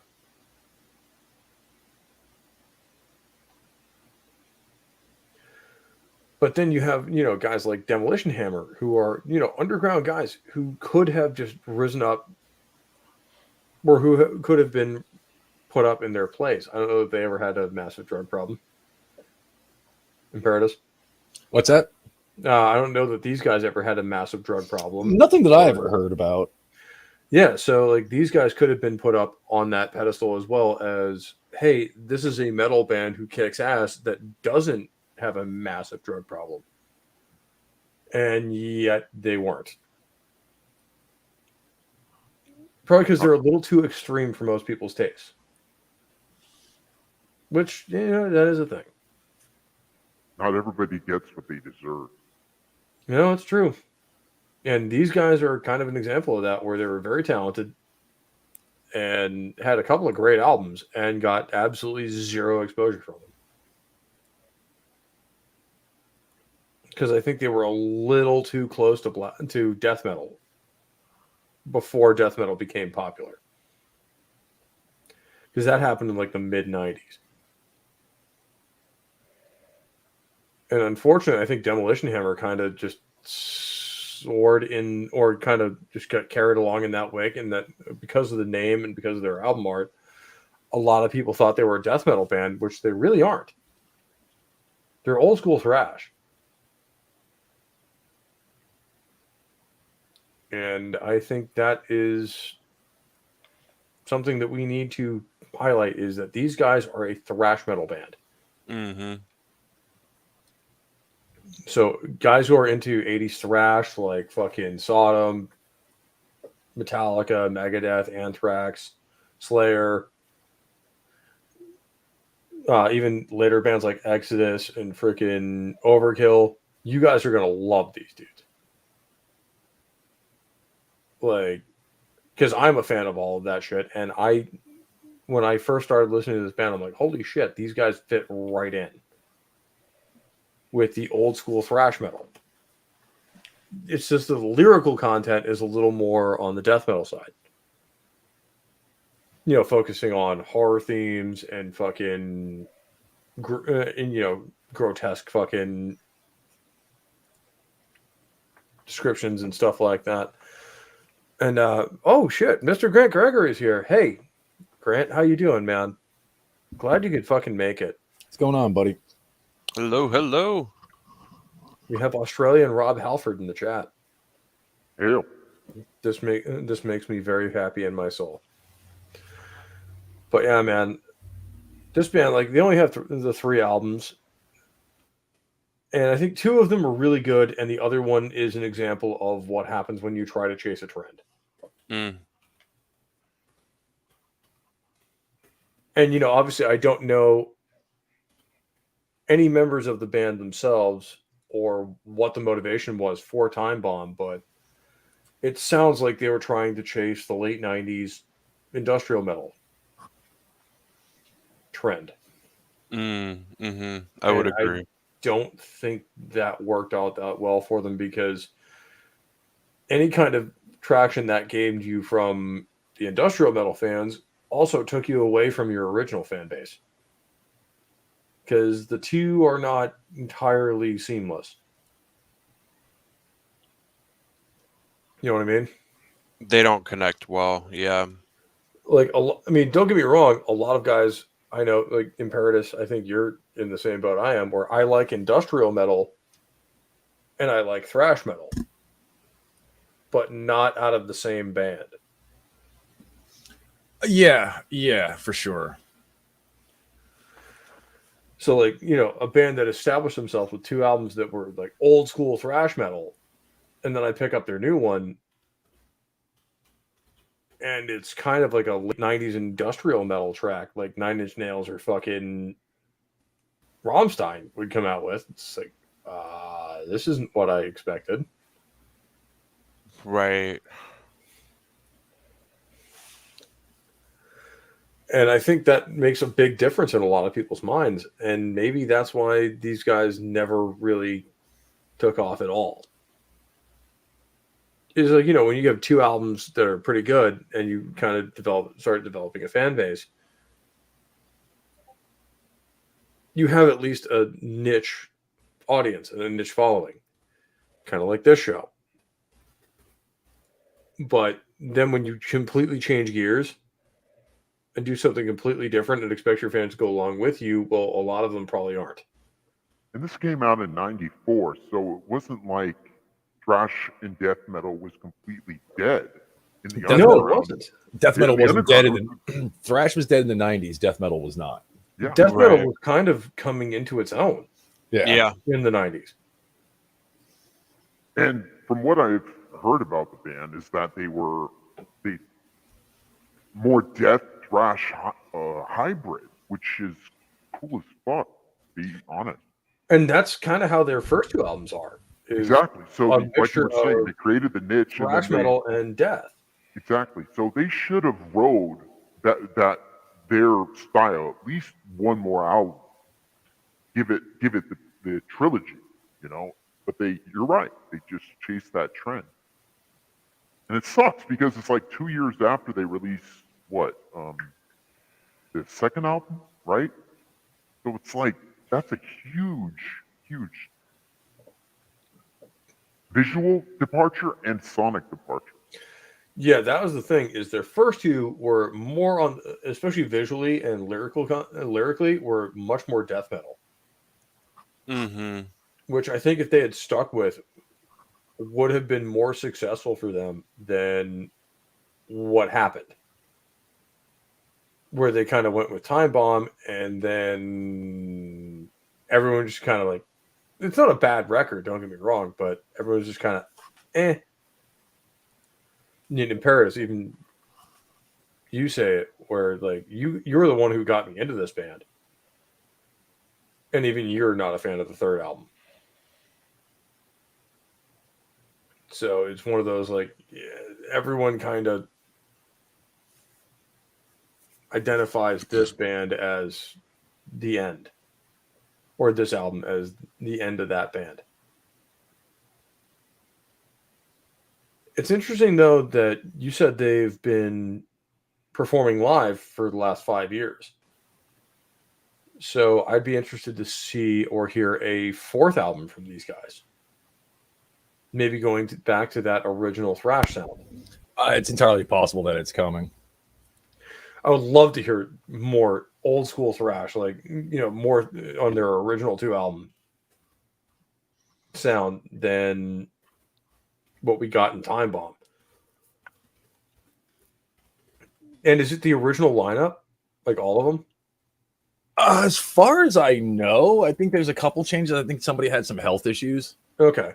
Well, that happens. Which is, I think, what led to them disbanding in 98. I think I said that's when it was when they disbanded in 96. Somebody died from like fish poisoning in Africa. I just read. Like one of the guitar players or something like that. That's entirely possible too. And there's only so much you can do with it about that. Like bands breaking up is one thing. Band members dying is, kind of a little bit more permanent than that. Yeah. From just the look, because I've been doing some Google searches as you've been talking, and it just sounds like they just had some bad luck and shit sort of fell apart. And that happens too, man. Like, yeah. Sometimes you can be the best band in the world, and the stars just don't align in your favor. Last band I was in, people just strictly musical differences, and people just left. And it sucks because when you form something, you want it to stay the same. But the only band I was ever a part of, we just kind of fell apart because all of us had full-time jobs. That happened, yeah. And we loved playing with each other, and we were actually like developing a sound by ourselves, but nobody had the time anymore because I had a full-time job. Most of the guys had full-time jobs, and I think 2 of them had kids. So it just became not a viable thing anymore because we couldn't get together enough to really even play.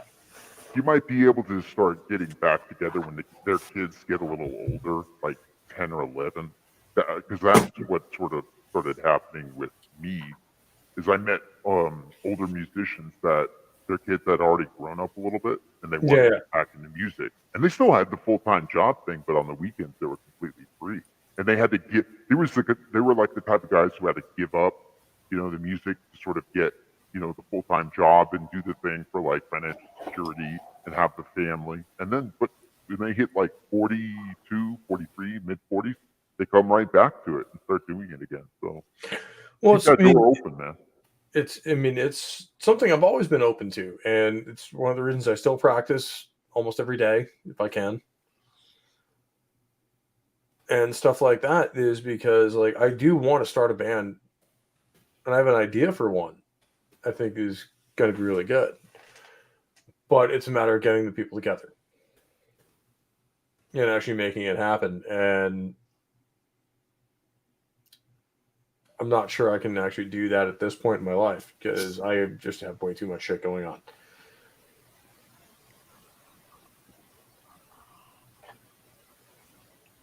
Because especially these days with the move and all that, like I barely have time to actually practice anymore. I actually have to carve out like an hour a day. Like actually probably once we're done here, I'll probably go play my Ibanez for an hour or so, and then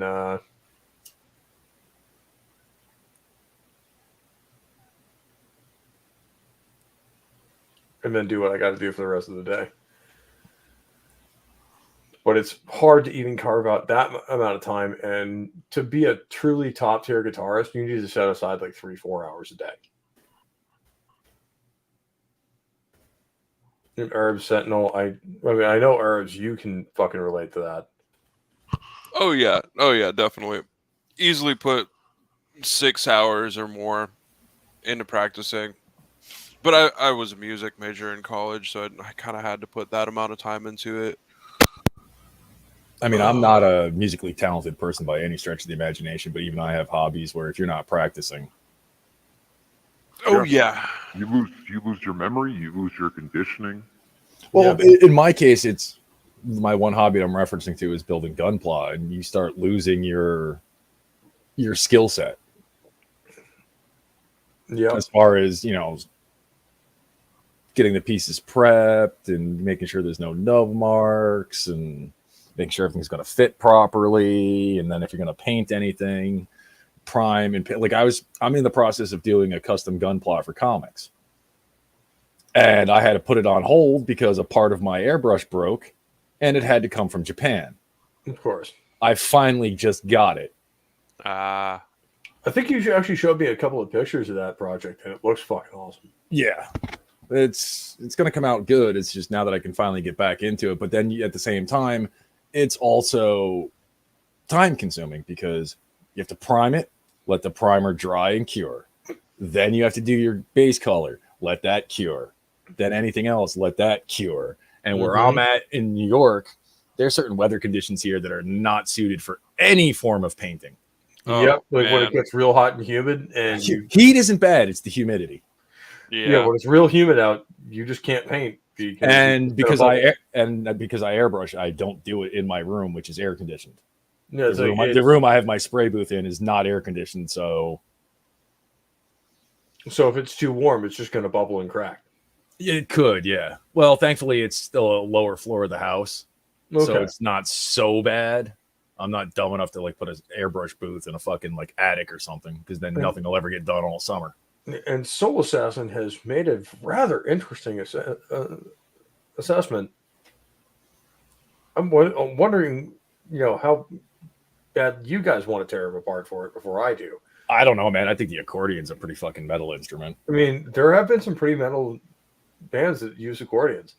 I mean, whenever I go to bars or like parties, I should say house parties, and people ask me to play music, I just take the beer bottle of whatever I do and turn it into a little flute, and it's like, there you go, some fucking heavy metal for you. Yeah. Yeah, my friend stopped asking me to do that. I can remember because back when I was doing the Viking reenactment that I did, I was at my buddy's property. We're in the freaking old horse barn that he has on his property where we do some of our stuff. And I'm going outside to get something out of my car or something. I forgot exactly what I was doing. My buddy's like, hey, check this out. He starts playing something. I was like, nope, I'm getting out of here. This is not going to end well. Dude started playing Burzum. He played what? Burzum. What is that? That is second wave black metal. Very bad second wave black metal. Not really. I wouldn't say that, but he's the guy behind is very notorious. Okay. And and I'm like, oh no, what are you doing? And of course, it kicks off. It is like one of the not the later albums, but it's like a mid-era album called Philosophem. So it's not as harsh as some of his older stuff. Okay. And then, of course, it kicks in, and people are like, no, what the fuck are you doing? I come back in. Next thing I know, the motherfucker put on it Frost by Enslaved. I'm like, oh, Jesus Christ. That's going to be even worse because even though they were Viking metal, that album was pure, unadulterated black metal. Mm-hmm. And that lasted all of like 30 seconds before my friend's daughter comes over, gives me a look for whatever reason.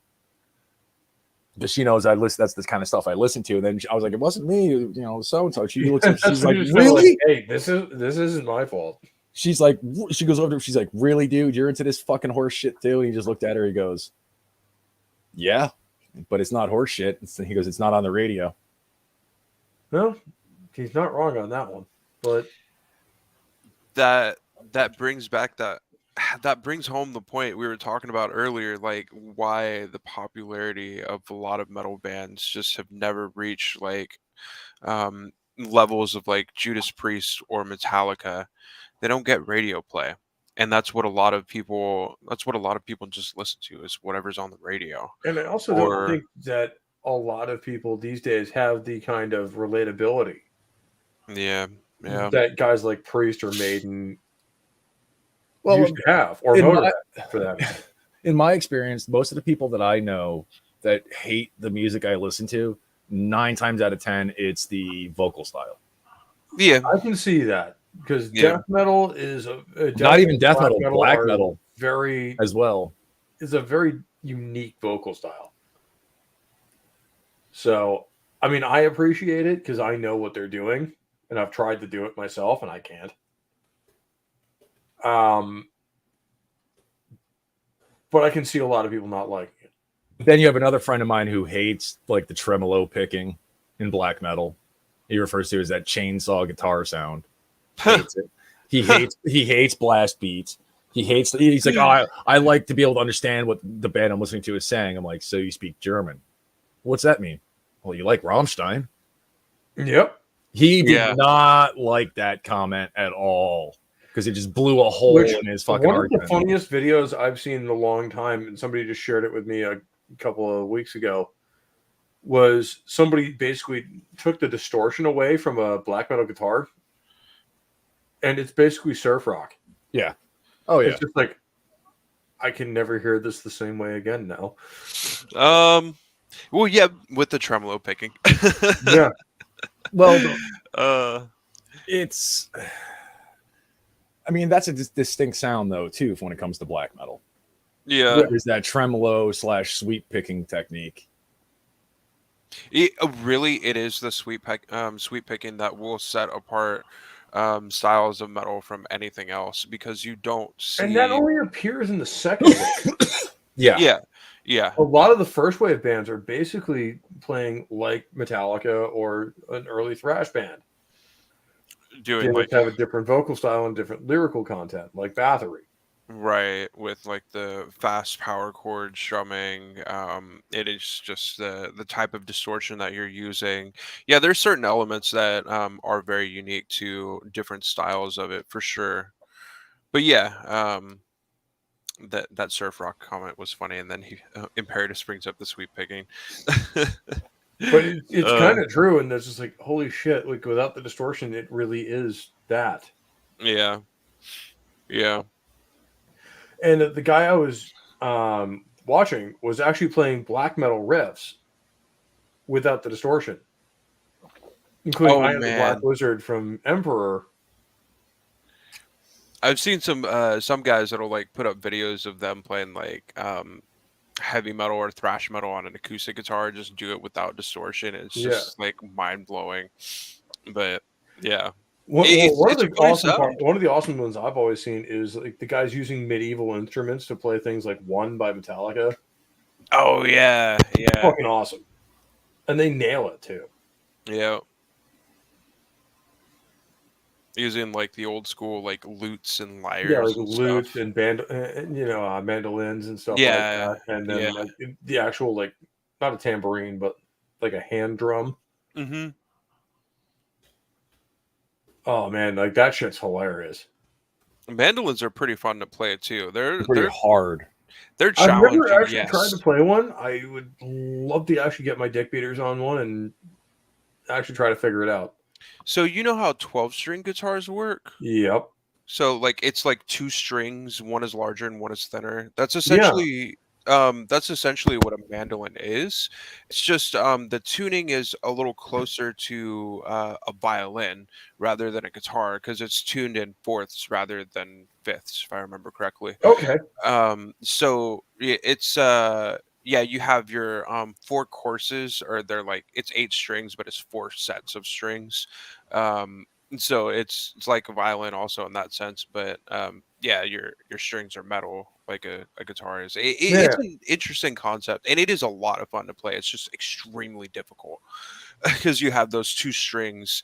You have to push down on 2 strings at once, and then you're making chords on it a lot like you would with a guitar. But then you're also at the same time, a lot of people that play mandolin will do like finger picking style with it too. So you can just imagine the kind of calluses you build up on both of your fingertips, both hands. I definitely did not stick to mandolin because I had already I've had hand injuries from like either carpal tunnel from playing guitar too much, or there's been a couple of times I've slammed my wrist in the ground from just doing stupid shit on a skateboard, Yep. But yeah, fucking, it's an awesome instrument. What's up? Oh, I'm sorry to interrupt you. I was just thinking about skateboards, and I just think of my ankle and 2 surgeries later. Still hurts. Or me just falling out of a fucking helicopter and landing on my shoulder. Oof. That'll fuck, yeah. Oh, yeah, that would... Damn, dude. Yeah, that's no fun. I was not smart enough to hang on to the actual grips inside the helicopter, and therefore when it took off, I went ass over tea kettle out the fucking exit. Oh man. It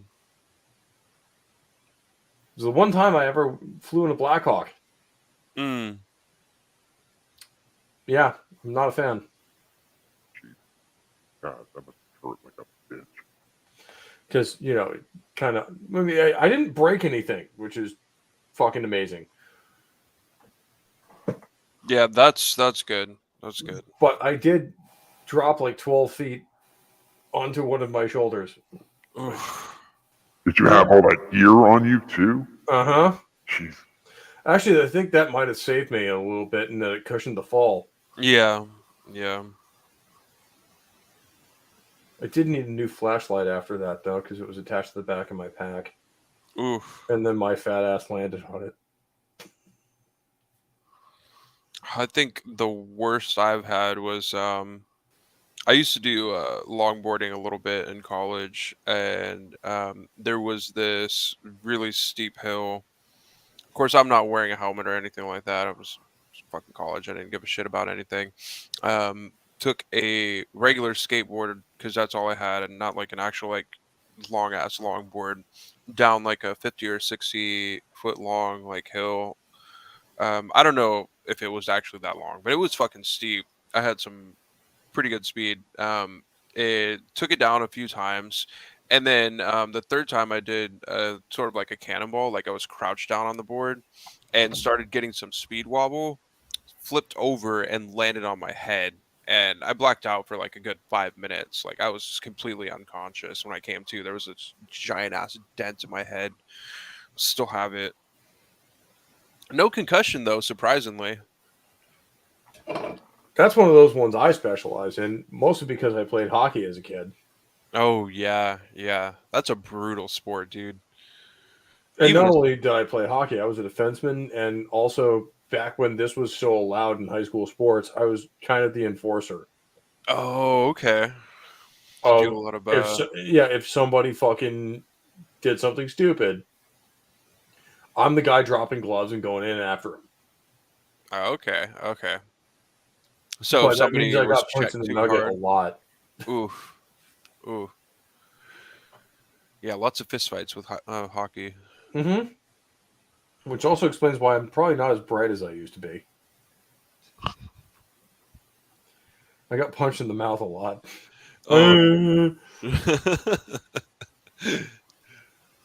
Also explains why I joined the Marine Corps, where it's just like, I like getting punched in the face. I did that voluntarily. That is a funny way to look at it. Oh man. Actually, it's more like, no, I like getting into fights. So the guys who are basically the military equivalent of the enforcer seems to fit my personality quite well, and you know what? It did.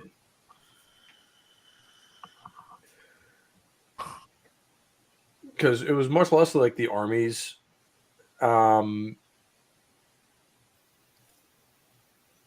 philosophy of trying to win hearts and minds. Mm-hmm. We are hi, you have fucked with the United States of America, and this is why, and we are why that was a really fucking bad idea. Enjoy. Yeah. Because we're just going to tear everything the fuck apart. And blow up whatever the hell we feel like.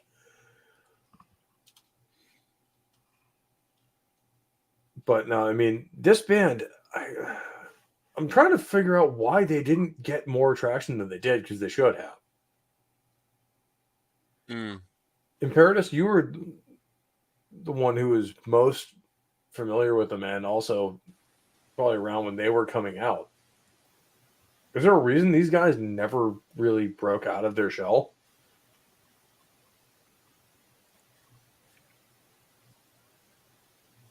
Imperitus? Yeah, sorry, I was muted. Yeah, there's a few reasons. One, it was the 90s, and metal as a whole was just dying. That's fair. So the whole style of that faster paced, more aggressive thrash was dying. Or was at least being driven underground. Yeah, and that was pretty much it. And like I said, they were on a smaller label at the time. Century Media hadn't gotten huge at that point. There was a bigger label, but they hadn't gotten huge. And then I think too, when they released that third album, because by that point it wasn't even the original lineup, they had already broken up, and the label wanted to release some more stuff.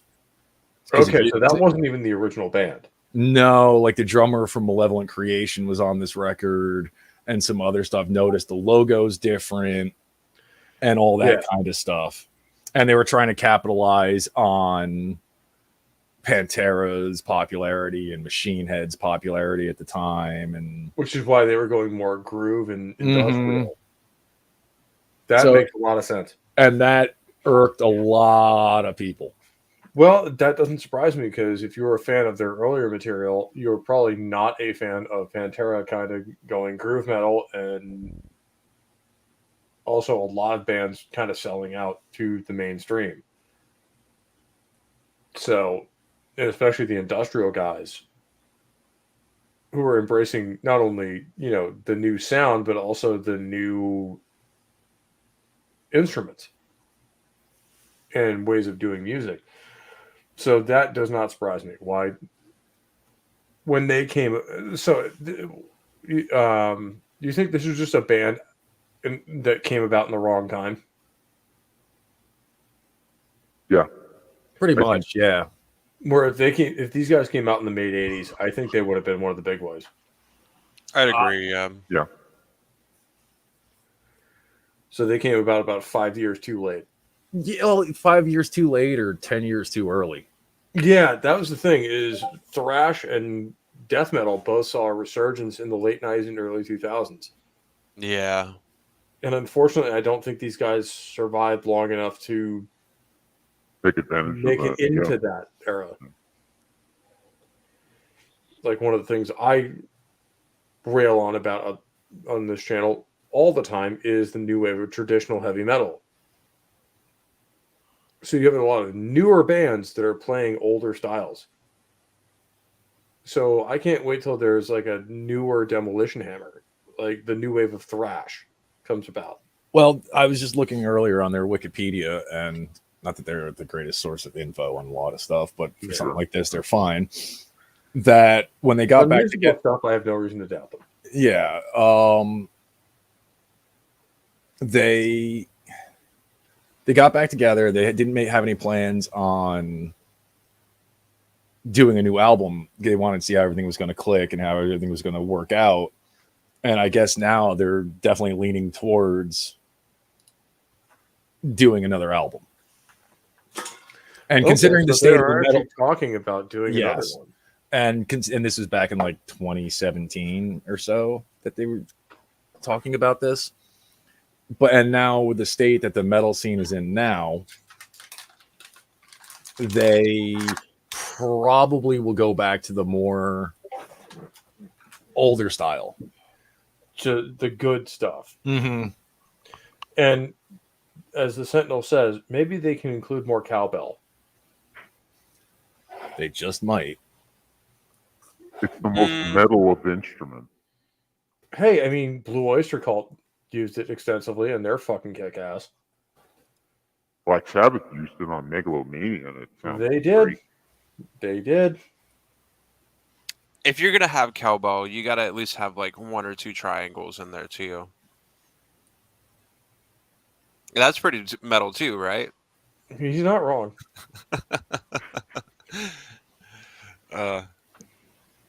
Dude, this Sabbath stream is going to be fucking ridiculous when we do it.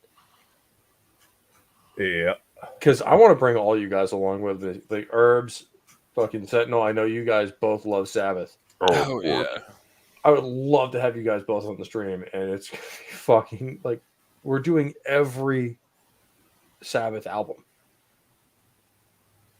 It's going to be like a 14-hour stream. Yeah, we might not even get past the first album.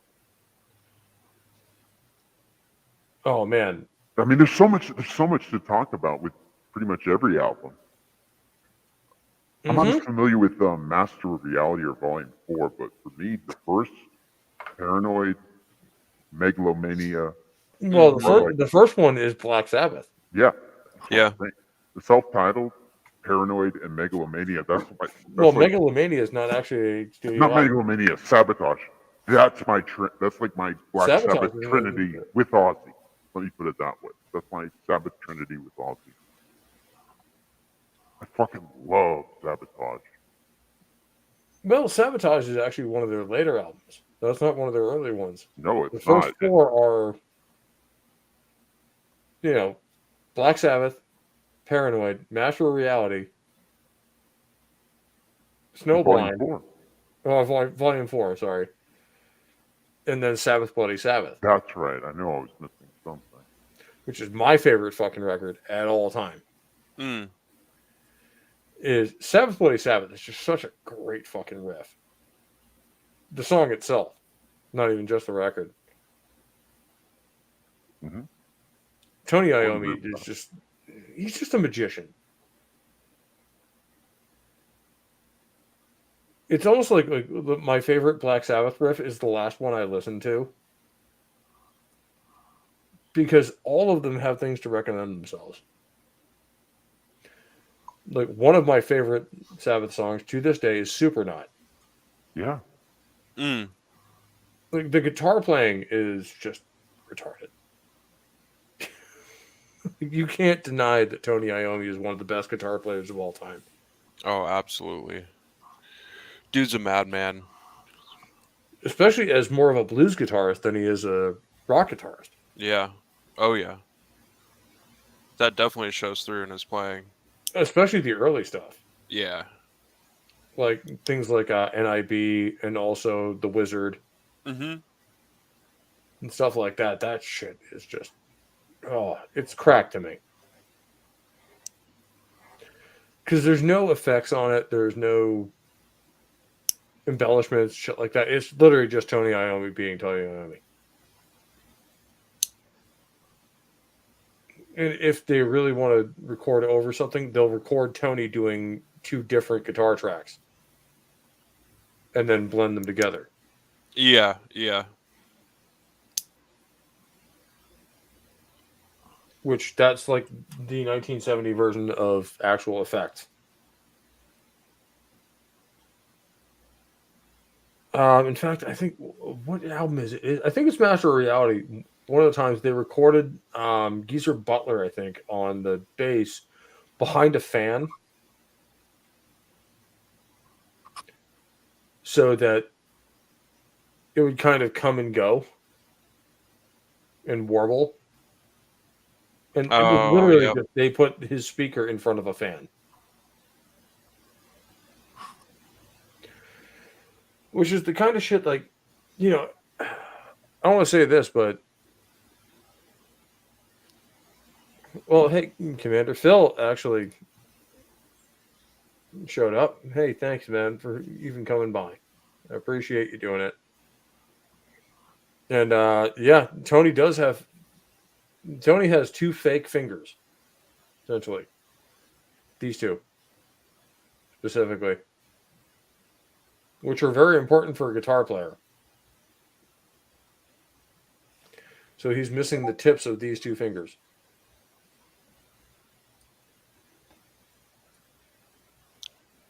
And that's actually why they down-tuned their guitars by half a step, so that he could still bend correctly. Yep. And he got the lower gauge strings, too. Well, not a lower gauge string, it was the lower tension. Oh, okay. That enabled him to still bend those strings without overriding or basically over-torquing the adhesive he put on his prosthetics. Yeah, yeah. And could still bend the guitar properly. And that created that drop D tuning that is now famous for being Black Sabbath sound. He was the first one that really ever did it. Which we'll do an entire stream on Black Sabbath. Fear not. It won't be on this channel, probably, at first. But that has been in the planning stages for a long, long time. And we are going to be doing it. Me and Imperitus will both be part of it.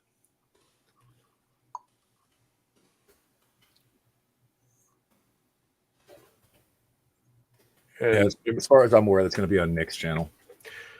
Yes, it is. And it's going to be fucking great fucking show. Because we're talking, let's face it, we're talking Black Sabbath. And it's going to be you, me, 70s rock fan, and Nick Weiser, and whoever else we invite on. That can't not be a fucking great conversation. No, that's going to be awesome when we get to that. And for those of you who have not heard yet, I would tune into 70s Rock Fans, It's Only Talk and Roll on August 8th, where you can see both me and a very, very special guest. Because 70s actually reached out to somebody we all know. And as far as I know, we are still on to have him on the 8th. As far as I know as well. So we're not saying who it is, but he does have a magnificent beard, which is important for me.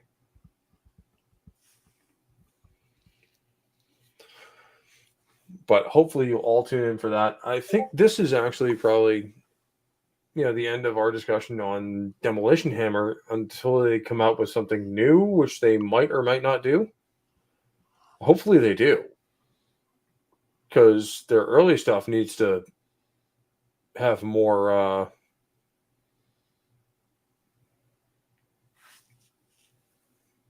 It needs more content. I think their early stuff is a great band that I think was coming out at the wrong time. Yeah, that's pretty much it. As Imperitus said, and I fully support, they're a criminally underrated band. So we'll go down the list, and Imperitus, what do you give these guys overall? These guys, they're probably one of my favorite bands from the 90s. Okay. So, yeah, they have a very special place for me just because of how I found them and memories and things like that. It's criminally underrated. First two albums are supreme examples of hybrid metal, the combination of thrash and death metal. And like you said that when you first started getting telling me to listen to these guys, and then I listened to them and I heard it. Yeah. Like these guys are like the borderline between thrash and death metal. And you really can't go wrong with their first two albums if you like good, aggressive, thrashy metal. Yeah, the first two albums, even like the more hardcore punk fans, this is the kind of metal you're listening to. This is the kind of metal you're looking for, because it's just a little more aggressive 80s punk. Yeah, you would agree. Herbs, especially as someone who is new to this band. Yeah, this is definitely, as far as the first two albums go, this is definitely something that I will be listening to a lot more. I really enjoyed these guys, or listening to their music. Yeah, like I was saying earlier, it's great classic thrash. I like it. I'm surprised I hadn't heard of them before, but yeah, like Imperitus was saying, like they just, or like you guys were saying earlier, just really didn't get off the ground because of the time that they came out. But yeah, all in all, it's awesome. Awesome band. Definitely something I'll be listening to a lot more. And Sentinel, what's your final verdict on these guys?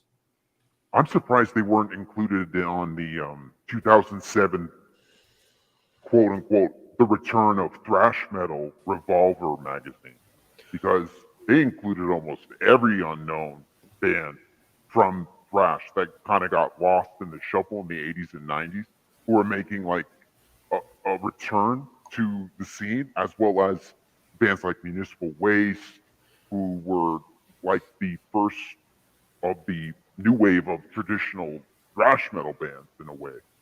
And just hearing that first and second album just a little bit, I'm very curious. And Soul Assassin has a great question on recommending any tracks. I will say the title tracks, the first track off of both of their first two albums are two of their best. 44 Caliber Brain Surgery and then Skull Fracturing Nightmare are both fantastic fucking tracks. Yeah, I would also throw in off the first album, Tortured Existence, Gelid Remains. Yep. That's really good. And then off of the second album, I would say either the title track, Epidemic of Violence, or Pyroclastic Annihilation. I would add in Aborticide to that one. I really enjoy that track. Aborticide, yeah, Pyroclastic. Those are both great songs. The first album, the ones I really liked, the Neanderthal actually stuck out to me. I liked the 44 Caliber. That one was really good. Crippling Velocity. Yeah. Crippling Velocity is a cool. Yeah, that's also really good too. Yeah. What was the one you mentioned in Paris? Gelid Remains. Yeah. Okay. Gelid Remains. Yeah, that's right. Before Velocity. Okay. And like I said, my favorite track on Epidemic of Violence is Pyroclastic Annihilation. Yeah. That's a good one. That's a good one. Yep. I mean, leave it to a underground metal band to do an in-depth song about a volcanic eruption. Yep. Hey man, if you've ever seen a volcanic eruption, like those things are fucking brutal. And let's face it, that's kind of the most metal thing of all time. Is this thing is just going to take out everything in its path? Yeah, and there's nothing you can do about it. And yeah, it pretty takes much. decades, absolute decades, for like the soil to come back from it and like be able to grow stuff again. But it's some of the best soil to grow coffee in. That's pretty. No, it is. That's why the Hawaiian Islands make some of the best coffee on the planet. Yes, Kona blend is fire. I can think of one more. Kona coffee is just yes. I can think of one more natural disaster that's more metal than a volcanic eruption. Asteroid impact. Fair. That is fair. Because we're getting hit by a flaming rock from the goddamn sky. I mean, the fucking Bible writes about it. Like when things start falling from the sky, the world is ending. Even just like when you look at like from the position, it's like we got hit by something flaming that came streaking flaming out of the sky. A mile-long, big rock traveling hundreds of thousands of miles an hour enters our atmosphere. Huge fireball. You can't see shit. It's all white light.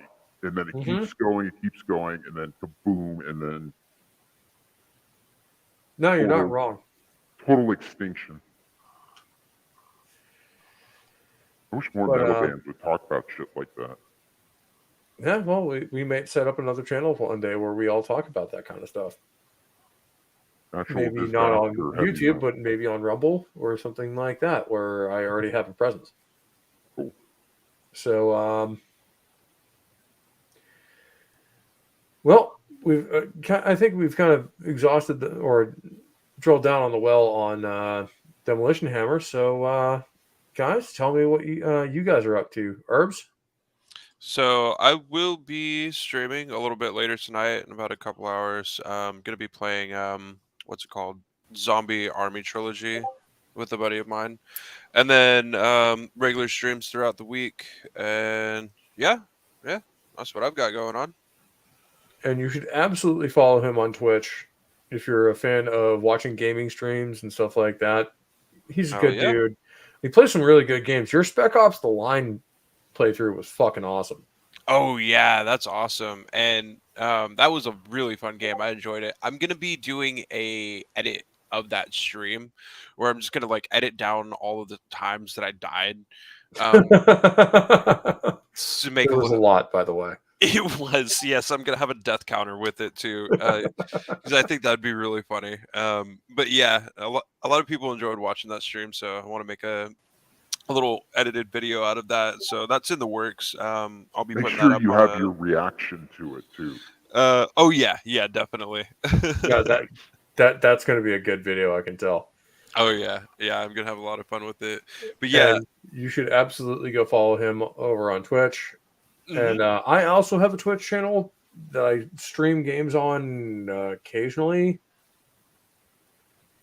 When I remember, I actually have a Twitch channel, which is about once a month or so. And actually, stop being lazy and actually do some gaming on there. It's usually BattleTech or MechWarrior related, because that's one of my favorite franchises and something I think deserves more of a spotlight put on it. But I also do 40K and stuff like that. So hell yeah. When we get our MechWarrior campaign going, we should definitely do some. Oh, absolutely. We'll start streaming that on Twitch. Yeah, that would be a lot of fun. It's going to be hilarious. It'll be you, me, and this guy right here, Imperitus. What you got going on? Imperitus? Muted? Yeah, I can hear myself. This week, not a whole lot. I'll be doing a bit of gaming with Matt from Foulball Productions on Thursday. Not sure if we're going to pick back up Generation Zero or jump into something else. We got a couple other things lined up. We've been talking about playing some Battlefield 1 as well as some Warframe. Nice. So nice. I don't know. I know he's interested in Battlefield 1, and I just mentioned Warframe to him the other day, and let's see if he has any interest in that. He might, and that's probably one of the better free-to-play games on the market right now. Yeah. And for people who are against free-to-play games and how they just monetize everything, this game doesn't. It does have microtransactions, but everything you can buy, you can earn in-game. Yeah. With just a bit of grinding, so it's not too big of a deal. Probably be on the MF for Cocktail Lounge on Friday, depending on how my work day goes. This past week was a fucking nightmare. Yeah, by the time I came on there, you were already fucking asleep, I think. Yeah, I was dozing off. I was also irritated. Yeah. And then I have a video I'm going to be uploading in a little bit today. It's my review on Emperor's 1994 studio debut album of In the Nightside Eclipse. And that'll be going up probably in a couple hours. And spoiler alert for my opinion on that record, if you are a black metal fan and have not listened to Emperor's first album, what the fuck are you doing? What the fuck? Yeah, seriously. I'm not even a big black metal fan, and I own that album. Yeah, it's like, go listen to it. It's fucking... The only complaint I have about that album is the standout tracks just happen to be all the ones people know. Yeah. I Am the Black Wizard, Into the Great Vast Forest. I Am the Black Wizard deserves to stand out. It does. And sometimes tracks are overplayed because they're that fucking good. Mm-hmm. I will direct your attention to War Pigs. Mm-hmm. Sometimes, or Heaven and Hell, for that. Or Ace of Spades. Sometimes, like, they're overplayed because they're just that fucking good. Metallica's one. I mean, yeah, all great examples. But yeah, that's what I got going on. I might do some. I'm thinking about getting my Twitch channel up and running. I do have one. It's just nothing on it as of yet. Yeah, you're in the same boat I am, where I technically have one. I just don't ever remember. A lot of times, I finally get around to actually doing some gaming. It's late. Like, I got home from work last night, ended up dozing off. Night, and you don't really want to fucking fire up your. It's not even a matter of that. It's a matter of who's going to come and watch. Actually, the funny that late at night, a couple of late night streams that people have actually jumped on. And considering what I was playing last night too, I could see people tuning in because I was getting back into Elden Ring. Nice. God, that game's amazing. I need to get that game. Yeah, you do, and let me know if you do and what platform because we can co-op it. Okay, yeah, it would be PC because that's mainly what that's the one version I still have to buy. I gotcha. And that game is not going on sale anytime soon. Yeah, no, I mean we're like looking at Game of the Year status for that fucking. But they added somebody created a mod that revamps the co-op system in that to make it more like a normal co-op game. Oh, interesting. Because normally you have to use both people have to use certain items, and you pull the person into your game, but you can only do certain things. Yeah, you can run around the overworld, but if there's a zone change, you can't cross the line. You can't go into any of the dungeons with the person. The person already has to be in the dungeon and summon you in. The mod changes all that. And negates the one aspect that drives a lot of people nuts is when you do co-op with someone, you're going to get invaded by a PvP player. Mm-hmm.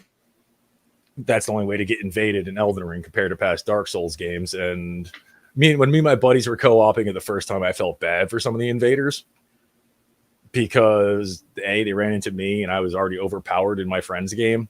So it's like, oh, hi, I have the most broken one of the two most broken katanas in the game. Have fun. Hello, you're about to get I literally two-shotted somebody. My buddy's just sitting there dying. I hit him with the one ability from the katana and then just a normal strike and he was dead. That's just one of those like, hi, bend over. Well, here's the other thing though too. There is a quest chain in that game and I got to see how it works with that mod, but you have to go and invade people 5 times. Well, it's also like I wish. So some of these people were probably just doing it for the quest. Where like, if people like just tried to invade you and you already had some mods on, like Gausszilla, like, oh yeah, I'm just gonna go wreck this nerd real quick, and then that thing shows up on the fucking battlefield. Dude, I can only imagine what the Capellans were saying the other night to my Atlas with the Thumper artillery. If you were a light mech, you were taken out in one shot. Or I'm sorry, 2 shots. 2 shots, done. One shot would literally obliterate one of their legs and arms and do massive damage to chest, frame, and armor. One shot. Man. Bear in mind, it was a light mech, but that's neither here nor there. Because medium mechs took 3 shots.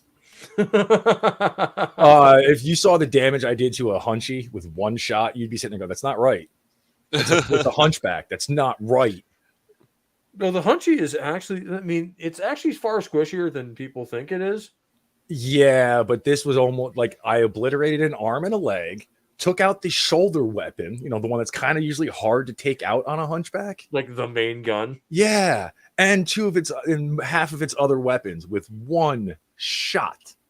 That's fucking disgusting. Because I believe the Thumper artillery has explosive shells. Yes, it does. That would be, and there's a couple other things I've come across that I went, oh, that's not right. Including the mini nukes. Oh, you found those? I didn't find them. Well, I found them in a shop. I didn't buy them, but it was the shells of the plutonium core. Yeah, the Arrow 4 artillery missiles.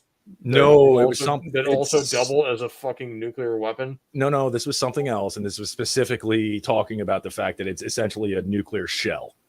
Okay, well, that also exists in the Arrow 4 artillery missile, and there is a specific variant of the Urban Mech. Yes, that is an Arrow 4 artillery launcher. And by the way, I did notice with the mods, you're concerned about, they're going to start throwing clanner shit at us at like 30-25. Doesn't happen.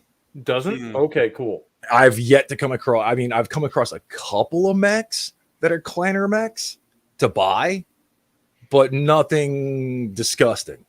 All right. Well, we'll talk about that offline after we.